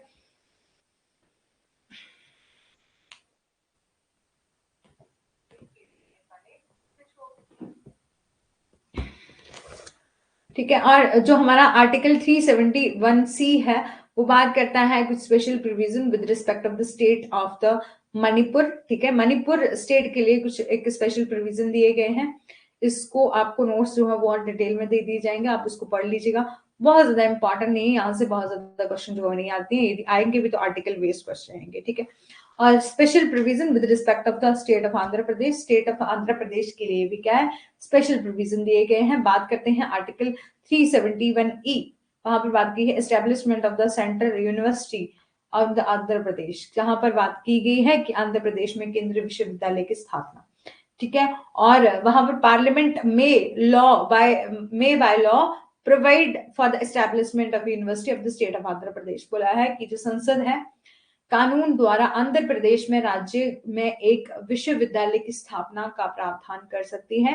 ठीक है, और जो हमारी आर्टिकल 371F जो है वो बात करती है special provision with respect of the state of Sikkim, कि सिक्किम राज्य के लिए विशेष रूप से प्रावधान क्या है। तो notwithstanding anything with the constitution, जहां पर बोला है legislative assembly of the state of Sikkim shall consist करती है नोट लेस देन 30 मेंबर, कि जो लेजिस्लेटिव असेंबली है सिक्किम की, वहां पर क्या होनी चाहिए, 30 मेंबर से कम जो है वो मेंबर नहीं होने चाहिए। ठीक है, बात करते हैं, यहाँ पर भी कुछ ज्यादा नहीं दिया गया है। ठीक है, इसको पढ़ लीजिएगा। फिर बात करते हैं, ये वाला पूरा टॉपिक जो है वो इतना ज्यादा मतलब ट्रिकी सा है, याद करना पड़ता है, बट इंटरेस्टिंग नहीं है। बट वहां से इतने ज्यादा क्वेश्चन भी नहीं आते हैं, सिर्फ आपके आर्टिकल वाइज क्वेश्चन ही पूछे जाते हैं। Special provision with respect, but ये है कि हमारे यूजीसी नेट पेपर 2 लॉ के सिलेबस में, इसलिए हमें जो है वहां पढ़ना पड़ रहा है।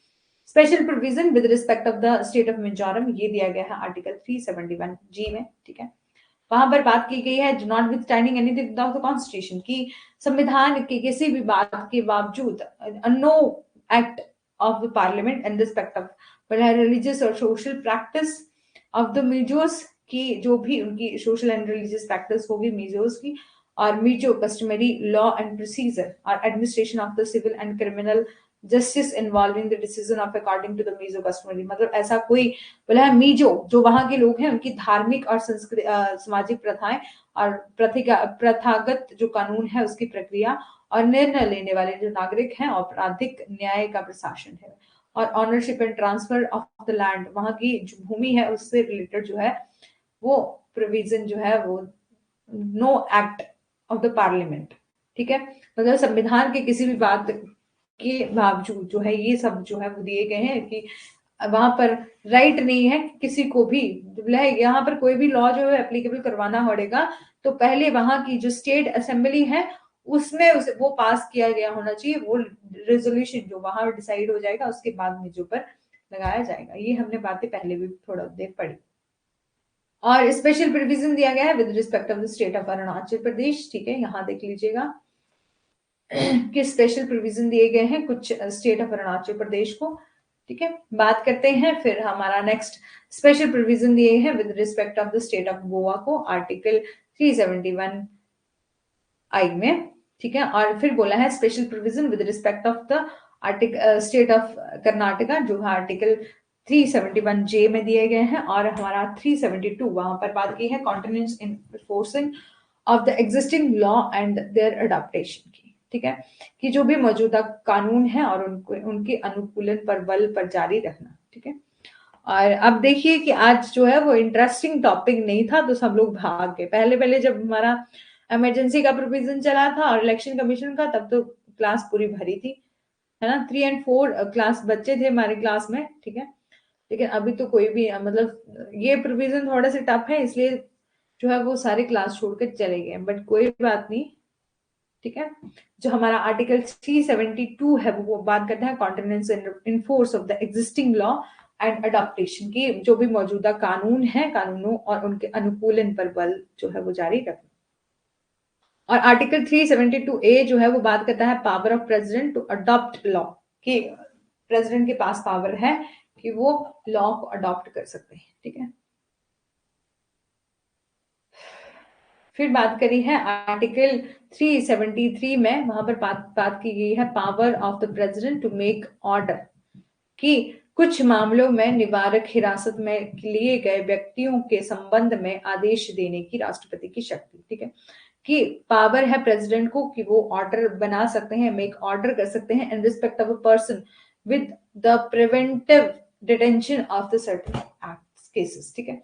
और हमारे आर्टिकल 374 में दिया गया है कुछ प्रोविजन एज अ जज ऑफ द फेडरल कोर्ट, ठीक है, कि प्रोविजन दिए गए हैं जज of the federal court and proceeding pending in the federal court before his majesty of the council, कि संघ शासन न्यायालय और न्यायाधीशों के प्रावधान और संघीय न्यायालय में या परिषद में महामहिम के तहत निलंबित कार्यवाही, ठीक है, court authorities and of officer to continue to function and subject to the provision of the constitution, कि न्यायालय के प्राधिकारियों और अधिकारियों को संविधान के उपबंधों के अधीन जो है कार्य करते रहना, ठीक है।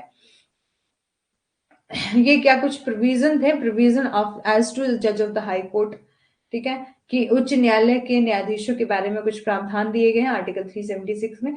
आर्टिकल 377 में दिया गया है provision of the comptroller and auditor general of India, ठीक है। और आर्टिकल 378 में दिया गया है provision of public service commission. और आर्टिकल 378A में दिया गया है कुछ special provision with duration of the Andhra Pradesh legislative assembly, Andhra Pradesh विधानसभा की अवधि के बारे में कुछ विशेष प्रावधान दिए गए हैं।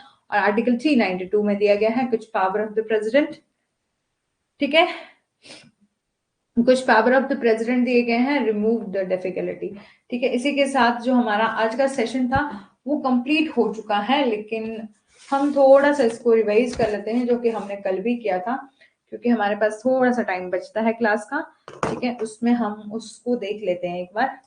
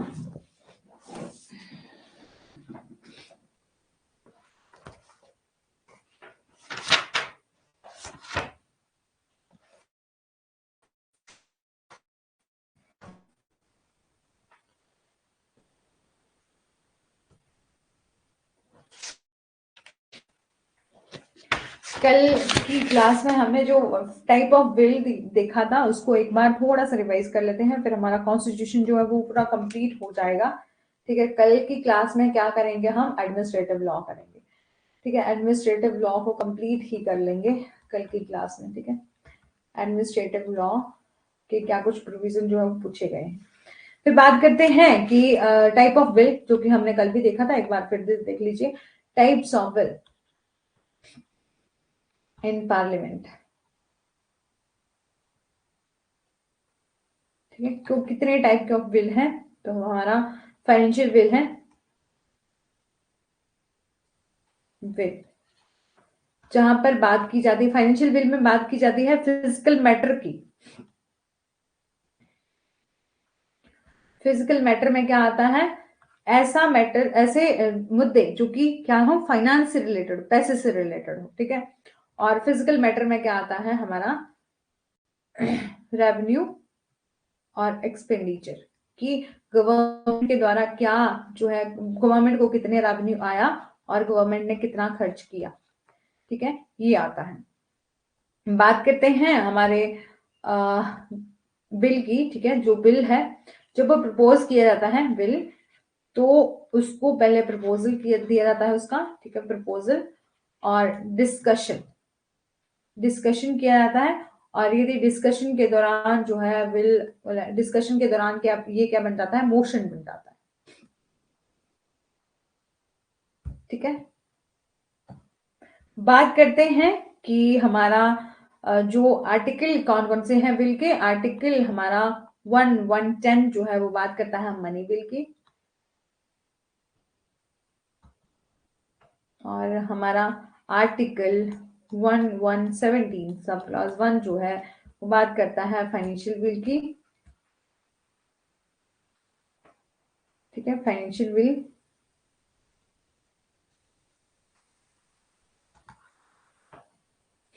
आर्टिकल 117 सब क्लॉज 2 जो है वो बात करता है, सॉरी फाइनेंशियल विल 1 की। ठीक है, फाइनेंशियल विल 1 है ये, और ये है financial will second. Will second हमारे 3 विल होते हैं, एक तो money will, financial will 1, financial will second. जो मनी विल और फाइनेंशियल विल 1 है, मतलब ये दोनों ही विल जो है वो इंट्रोड्यूस होते हैं लोकसभा में, और जो फाइनेंशियल बिल सेकंड है, फाइनेंशियल बिल हमारा सेकंड जो है, फाइनेंशियल बिल सेकंड जो इंट्रोड्यूस किया जाता है either of house, either of house. ठीक है, किसी भी हाउस में जो है वो इंट्रोड्यूस किया जाता है। बात करते हैं जो हमारा मनी बिल क्या होता है। मनी बिल क्या किसमें दिया गया है, हमारे आर्टिकल 110 में दिया गया है। ठीक है, एक बार रिवाइज करवा देती हूँ इसको पूरा ही, हमने कल भी चार्ट के थ्रू जो है वो डिस्कस किया था, लेकिन एक बार रिवाइज कर लेते हैं। ठीक है, और मनी बिल जिसमें आता है हमारा टैक्स सैलरीज, किसकी, हमारे जो कस्टोडियन और tax salaries and expenditure, expenditure on the custodian law of Indian constitution.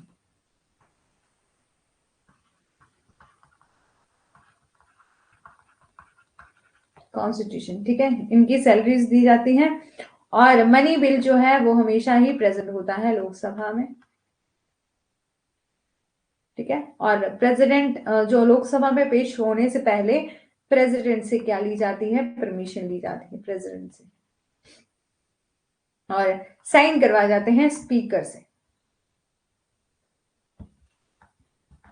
किसके द्वारा साइन करवाए जाते हैं, स्पीकर के द्वारा साइन करवाए जाते हैं, स्पीकर से। और लोकसभा में जो बिल है वो कितने टाइम तक रहता है, 14 डेज तक के में ही जो है वो पास करना पड़ता है। ठीक है, थोड़ा सा पेन जो है वो थोड़ा सा खराब चल रहा है, लेकिन कोई बात नहीं, आप जो है वो पेन की तरफ ध्यान न देते हुए मैं जो बोल रही हूँ उस पर ध्यान दीजिएगा। ठीक है, बात कर लेते हैं जो मनी बिल है। मनी बिल से रिलेटेड, मनी बिल में क्या होती है, राज्यसभा को कोई पावर जो है वो नहीं दी जाती, राज्यसभा हैज नो पावर।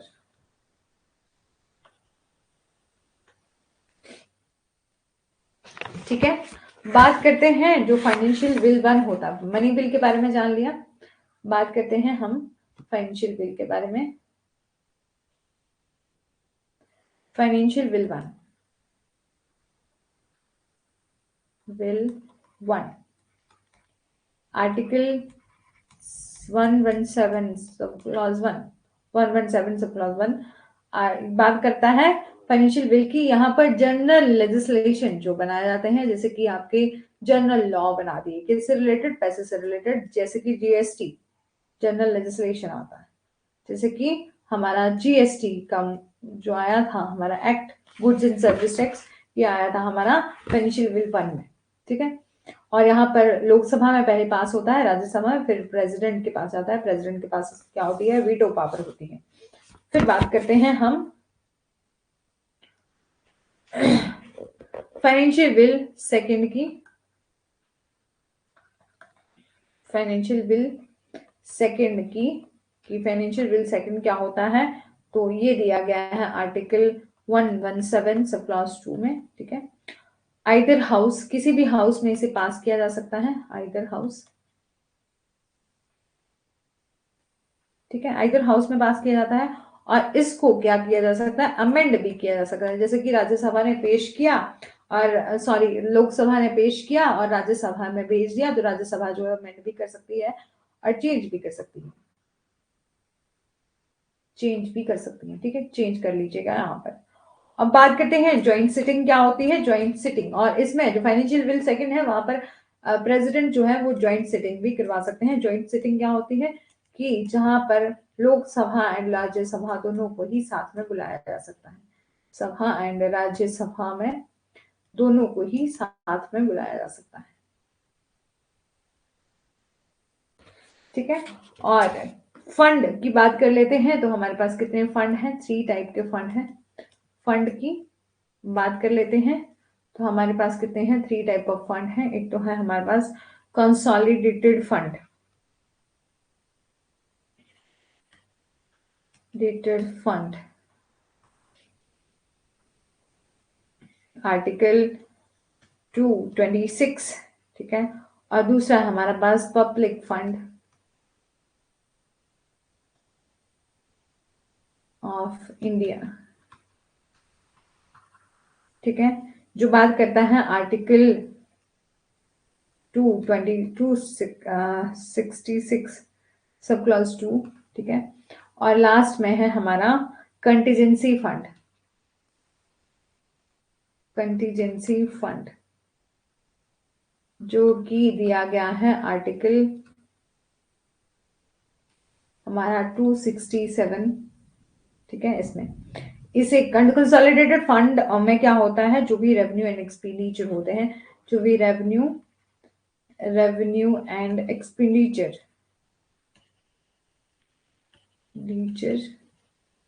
किसके होते हैं? पार्लियामेंट के, ठीक है।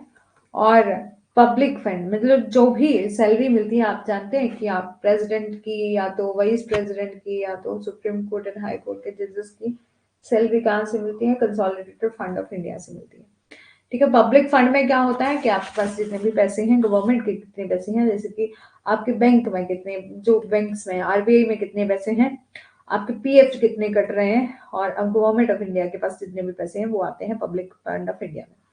और जो कंटीजेंसी फंड है वो होता है एक इमरजेंसी, जिसे आपातकालीन निधि जिसे बोला था। यदि फाइनेंशियल इमरजेंसी जो है वो लग जाए तो इस फंड से जो है वो पैसा निकाला जा सकता है। और इस टाइम एट प्रेजेंट कितनी है? 500 करोड़ रुपीस जो है वो इमरजेंसी फंड जो है हमारे इंडिया में है, ठीक है। ये थे हमारे कुछ इंपॉर्टेंट प्रोविजन, ठीक है। थोड़ा सा जो है वो कुछ और देख लेते हैं। मैंने एक और चार्ट बनाया था कहीं पर, ठीक है।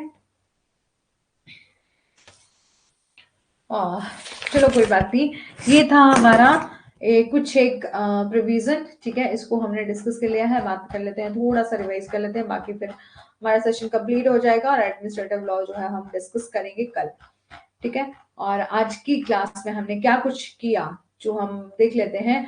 तो हमने इलेक्शन कमीशन ऑफ इंडिया के बारे में देखा, आर्टिकल 324 टू 329 जो है वहां पर दिया गया है इलेक्शन कमीशन ऑफ इंडिया। यहाँ पर इलेक्शन कमीशन ऑफ इंडिया जो है वो इंडिपेंडेंट है और कॉन्स्टिट्यूशनल बॉडी है, जहां पर ये बोला गया है कि इलेक्शन करवाया जाएगा, फ्री एंड फेयर इलेक्शन जो है वो करवाया जाएगा, और and process both union and the state election of India, ठीक है। और आर्टिकल 324 टू 329 जो डील करता है power and function tenure eligibility किसकी? हमारे इलेक्शन कमिश्नर की, ठीक है, और उनके मेंबर की, ठीक है। बात की गई है कि इलेक्शन किसके करवाए जाते हैं? Parliament, state legislature, of the office of president और वाइस प्रेसिडेंट।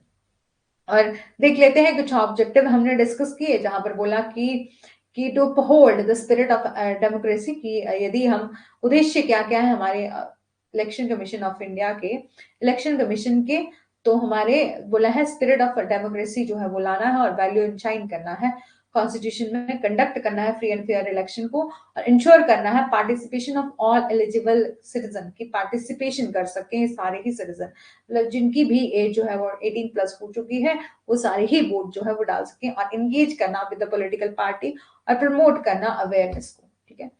और फिर बात करें कंपोजिशन कैसे होएगा, पहले तो बोल दिया कि चीफ जस्टिस ऑफ इंडिया जो है, सॉरी चीफ इलेक्शन कमिश्नर जो है वो पहले एक ही होते थे, मतलब एक सिंगल हमारे पास वन इलेक्शन कमिश्नर होता था, चीफ कमिश्नर। फिर उसके बाद क्या होया, इलेक्शन कमिश्नर अमेंडमेंट एक्ट आया 1989 का, उसके बाद मल्टी मेंबर बॉडी जो है इसे बना दिया गया, और उसके बाद हमारा इलेक्शन कमीशन जो कंसिस्ट करता है चीफ इलेक्शन कमिश्नर, जिनमें क्या है such a number of other election commissioner, जिसमें कि कुछ other number of election commission जो है वो डिटरमाइन किए जाएंगे प्रेसिडेंट ऑफ इंडिया के द्वारा, ठीक है। और प्रेसिडेंट ऑफ इंडिया किसे अपॉइंट करेंगे, चीफ इलेक्शन कमिश्नर को अपॉइंट करेंगे और इलेक्शन कमिश्नर को अपॉइंट करेंगे, ठीक है। और चीफ इलेक्शन कमिश्नर जो है वो एक्ट करेंगे chairman of the election commissioner के रूप में, ठीक है। और जब वो अपॉइंट करेंगे, जब प्रेसिडेंट को अपॉइंट करना होएगा हमारे अदर इलेक्शन कमिश्नर, ठीक है, तो वो चेयरमैन ऑफ इलेक्शन कमिश्नर के रूप में काम करेंगे और उनको जो है वो अपॉइंट करने के टाइम पर क्या देंगे, परामर्श देंगे, सलाह देंगे। और बोला है सर्विस ऑफ द टेन्योर क्या होती है, हमारे प्रेसिडेंट ऑफ इंडिया के द्वारा ही डिसाइड कर दी जाती है। चीफ इलेक्शन कमिश्नर क्या होते हैं, बोला है एक चीफ इलेक्शन कमिश्नर होगा और दो जो है वो अलग, टू जो है वो अलग हमारे इलेक्शन कमीशन होंगे जो एंजॉय करेंगे सम स्पेशल स्टेटस और रिसीव करेंगे सैलरी किसके बराबर, जज ऑफ द सुप्रीम कोर्ट के बराबर। और वन इलेक्शन कमिश्नर होंगे और टू इलेक्शन कमिश्नर जिनको की क्या दी गई है, स्पेशल पावर दी गई है किसकी, डिसीजन लेने की, किससे रिलेटेड, इलेक्शन से रिलेटेड डिसीजन लेने की। यदि क्या होता है कि एक इलेक्शन कमिश्नर है, चीफ इलेक्शन कमिश्नर है और दो उसके मेंबर हैं, ठीक है, उनके बीच में क्या हो जाता है, कोई डिस्प्यूट अराइज हो जाए तो वो किस तरीके से सॉल्व किया जाएगा, मेजॉरिटी से सॉल्व किया जाएगा, ठीक है। फिर हमने देखा ड्यूटीज क्या क्या है, फंक्शन क्या है, बोले पहले तो वो इलेक्टोरल कॉलेज को रिसीव रोल बनाएंगे, मतलब पूरी मतदाता सूची बनाएंगे, एरिया को डिसाइड करेंगे, स्क्रूटनाइज करेंगे वोट को, कि रिसीव करेंगे, स्क्रूटनाइज करेंगे जो भी नॉमिनेशन पेपर आते हैं उनके पास, जैसे भी मतदाता जो भी उम्मीदवार जो खड़े हो रहे हैं, नामांकन पत्र दे रहे हैं, उनको जो है वो वहां पर जो है वो पंजीकृत किया जाएगा, ठीक है। और उनको मान्यता पर जो है वो प्राप्त की जाएगी चुनावों में उनके प्रदर्शन के आधार पर राजनीतिक दलों और जो राष्ट्रीय स्तरीय जो दल होंगे उनको दर्जा जो है वो दिया जाएगा, ठीक है। उसके बाद हमने देखा कि अपॉइंट बोला है उनके जो इलेक्शन कमीशन है उनके वो अपॉइंट करेंगे अपॉइंट ऑफिसर्स जो इंक्वायर करेंगे इनटू द डिस्प्यूट, यदि कोई उनके बीच में डिस्प्यूट हो जाता है तो उसकी इंक्वायरी करेंगे और इंश्योर करेंगे मॉडल कंडक्ट और कोड ऑफ कंडक्ट। जैसे कि आचार संहिता होती है ना, उस टाइम बोला है कि ऐसे लोग जो कि आचार संहिता का पालन नहीं कर रहे हैं उनको वो देखेंगे, ठीक है। और एडवाइस करेंगे प्रेसिडेंट और गवर्नर को, किस लिए, एडवाइजरी जुरिस्डिक्शन में जब भी यदि एडवाइस की जरूरत पड़े और डिस्क्वालिफिकेशन ऑफ मेंबर करना हो पार्लियामेंट में और स्टेट लेजिस्लेचर में, उससे रिलेटेड जो है वो क्या करेंगे, एडवाइस करेंगे प्रेसिडेंट और हमारे गवर्नर साहब को। फिर बोला है सुपरवाइज करेंगे इलेक्शन मशीनरी को in order to ensure free and fair election, ठीक है। और कैंसिल कर सकते हैं वोट यदि कोई ऐसा हो कि इरेगुलरिटी हो गई हो और रॉन्ग डूइंग से, मतलब गलत तरीके से चुनाव जो है वो लड़ा गया है, तो वो क्या कर सकते हैं, चुनाव को रद्द भी कर सकते हैं। और एडवाइस करेंगे प्रेसिडेंट को whether the election can be held as a state or presidential rule, ठीक है। बात करते हैं कि इंडिपेंडेंस ऑफ द हमारा इलेक्शन कमीशन ऑफ इंडिया, हमने देखा कि बोला है कि chief election commissioner can be remove किए जा सकते हैं by the from the officer only through the process of the removal, similarity of the, बोला है किस तरीके से रिमूवल किया जा सकता है, सेम वही प्रोसीजर है जो कि हमने हाई कोर्ट सुप्रीम कोर्ट के जज को किस तरह से रिमूवल किया जाता है, जहां पर दोनों ही सदन जो है वो अपना एक रेजोल्यूशन पास करेंगे और किसके बेस पर यदि प्रूव हो जाए मिसबिहेवियर तो वो क्या करेंगे, रेजोल्यूशन पास करेंगे और उसी के दौरान जो है वो इसको हटाया जा सकता है। और service condition of the chief election commissioner can not be varied to the disadvantages after the appointment, बोला है उसके बाद जो है वो उन्हें किसी भी प्रकार की सेवा शर्तों की नियुक्ति के बाद उन्हें नुकसान के लिए अलग नहीं किया जाएगा, ठीक है। बात करते हैं हमारी लिमिटेशन ऑन फ्लॉ की, बोला है कॉन्स्टिट्यूशन के पास जैसे कॉन्स्टिट्यूशन में प्रेस्क्राइब्ड प्रोविजन नहीं दिया गया है कि क्या कुछ क्वालिफिकेशन दी गई है और नॉट ना तो स्पेसिफाई किया गया है कि उनकी टर्म कितनी होगी, बस इतना ही बोल दिया गया है टर्म डिसाइड की जाएगी प्रेसिडेंट ऑफ इंडिया के द्वारा, अदरवाइज कुछ भी जो है डिसाइड नहीं किया गया। ये क्या कुछ हमने लिमिटेशन जो है वो देख ली है, इसको हम बार बार जो है वो नहीं देखेंगे।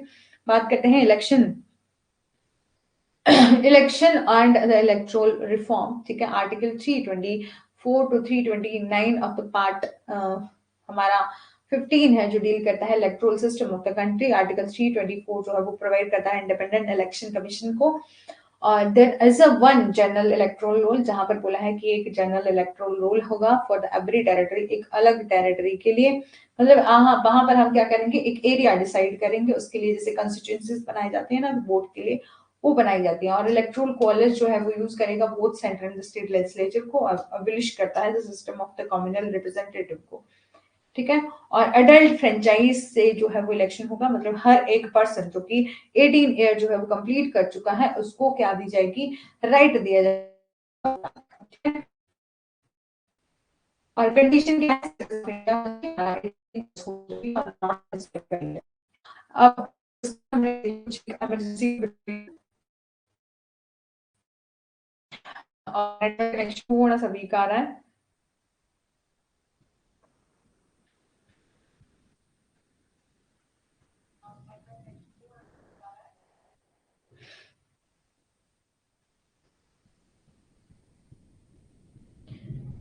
ठीक है, फिर उसके बाद हमने क्या देखे, इमरजेंसी के कुछ प्रोविजन देखे अंडर हमारे कॉन्स्टिट्यूशन में। डॉक्टर बी आर अम्बेडकर ने भी कहा है कि हमारे फेडरल सिस्टम में, हमारा फेडरल सिस्टम क्या है, यूनिक है, क्योंकि इसमें क्या किया है, एंटायर यूनिटरी कर दिया गया है जब हमारी इमरजेंसी की सिचुएशन होगी। तो आप देखते हैं हमारे इंडिया में क्या है, 3 टाइप ऑफ इमरजेंसी होती है। पहले इमरजेंसी की डेफिनेशन हमने देख ली कि इमरजेंसी अराइज होती है, इमरजेंसी होती क्या है, मतलब आपातकाल है क्या, बोला एक ऐसी स्थिति है जहां पर यदि फेल हो जाए गवर्नमेंट मशीनरी, यदि की गवर्नमेंट मशीनरी जो है वो फेल हो जाती है, देन इमीडिएट एक्शन की जरूरत पड़ती है, इमीडिएट कॉज विच कॉजेज और द और डिमांड, इमीडिएटली एक्शन जो है वो लिया जाता है अथॉरिटी के द्वारा, तब जो है हम बोलते हैं कि इमरजेंसी है। फिर बोला according to the black law dictionary में हमने देखा कि इमरजेंसी क्या है, एक ऐसी सिचुएशन है जहां पर आपको जरूरत पड़ती है किसकी, क्विक एक्शन लेने की और immediate notice as a situation, cause, or threat of the life of the property of the nation, ठीक है। It is a failure of the special social system to deliver the reasonable condition of the life, ठीक है। Type of emergency हमने देखी कि article 320 हमारा sorry 352 में हमें दी गई है नेशनल इमरजेंसी, और 356 में हमें स्टेट इमरजेंसी जिसको प्रेसिडेंशियल रूल भी बोलते हैं, प्रेसिडेंट रूल, और आर्टिकल 360 में दिए गया है फाइनेंशियल इमरजेंसी। जो हमारे ground of proclamation of emergency क्या है, नेशनल हमारी इमरजेंसी है, राष्ट्रीय आपातकालीन, जिसने जैसे कि बोला है यदि ऐसा हो कि सिचुएशन हो जाए किसकी, हमारी वॉर की सिचुएशन हो जाए, व्हेन अ कंट्री डिक्लेयर करे एक formal war against India, there is a violent struggle using the arm forces, ठीक है।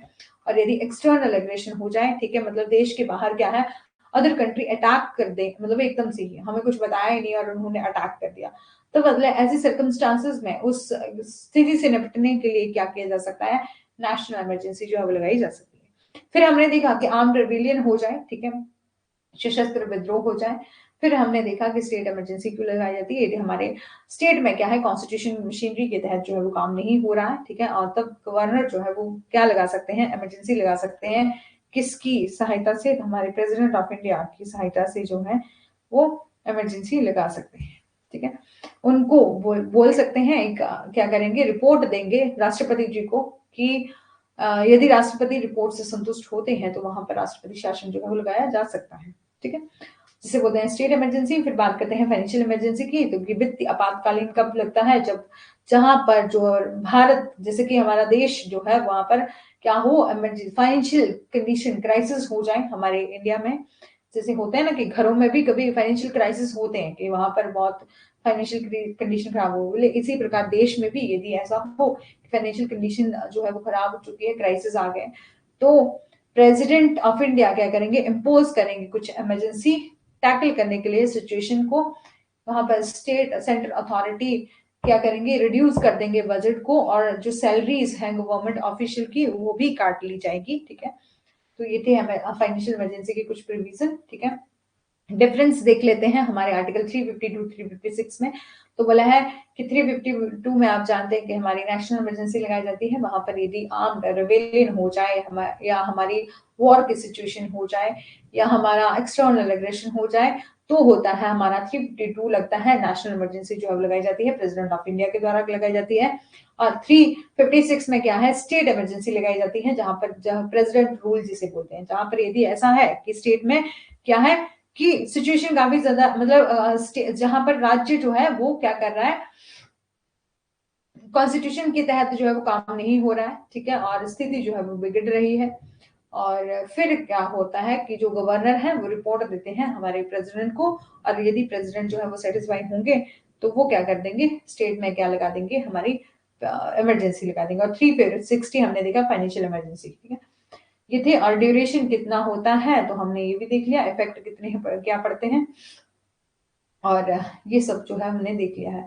और कुछ एक प्रोविजन ये भी देखे थे, यदि आपने ये जो पहले तो सब कुछ याद हो जाएगा इमरजेंसी तक की, ठीक है, लेकिन ये जो कुछ स्पेशल प्रोविजन दिए गए हैं, यदि इनमें से कोई डिफिकल्टी आएगी तो डोंट वरी, क्योंकि आपको सिर्फ बहुत ज्यादा आपको कहानी पढ़ने की जरूरत नहीं है, आपको सिर्फ बाद के आर्टिकल ये जो हमने टेम्परेरी पावर ऑफ पार्लियामेंट की है ना, जिसके आप आर्टिकल याद कर लीजिएगा, ठीक है। जैसे कि टेम्परेरी प्रोविजन दिया गया है तो state of Jammu and Kashmir को दिया गया था पहले, अभी नहीं दिया गया, ठीक है। हाँ, ये सब हमने सभी जो है वो देख लिया है, साथ ही साथ ये बिल जो उनको भी डिस्कस कर लिया है। जाते जाते मैं आपको बता देना चाहती हूँ कि यदि आप हमारे इस सेशन को एंड तक पहुंच गए हैं तो हमारे पेपर 1 पेपर 2 के भी वेरियस अदर अदर सब्जेक्ट के कोर्सेज लगते हैं, चल रहे हैं, और आपके आसपास किसी ने भी हमारे इन कोर्सेज को लेना होगा तो ले सकते हैं, और साथ साथ कोड का यूज कर सकते हैं। यदि आप कोड का यूज करेंगे पूजा 10, तो जिससे आपको 10% ऑफ मिलेगा। Thank you so much, do like share and subscribe यदि आप हमारे वीडियो को देख रहे हैं, और यूट्यूब पर देख रहे हैं, यदि आप ऐप पर देख रहे हैं तो भी थैंक यू कि आप जो है आपने क्लास यहाँ तक देखी। Thank you so much.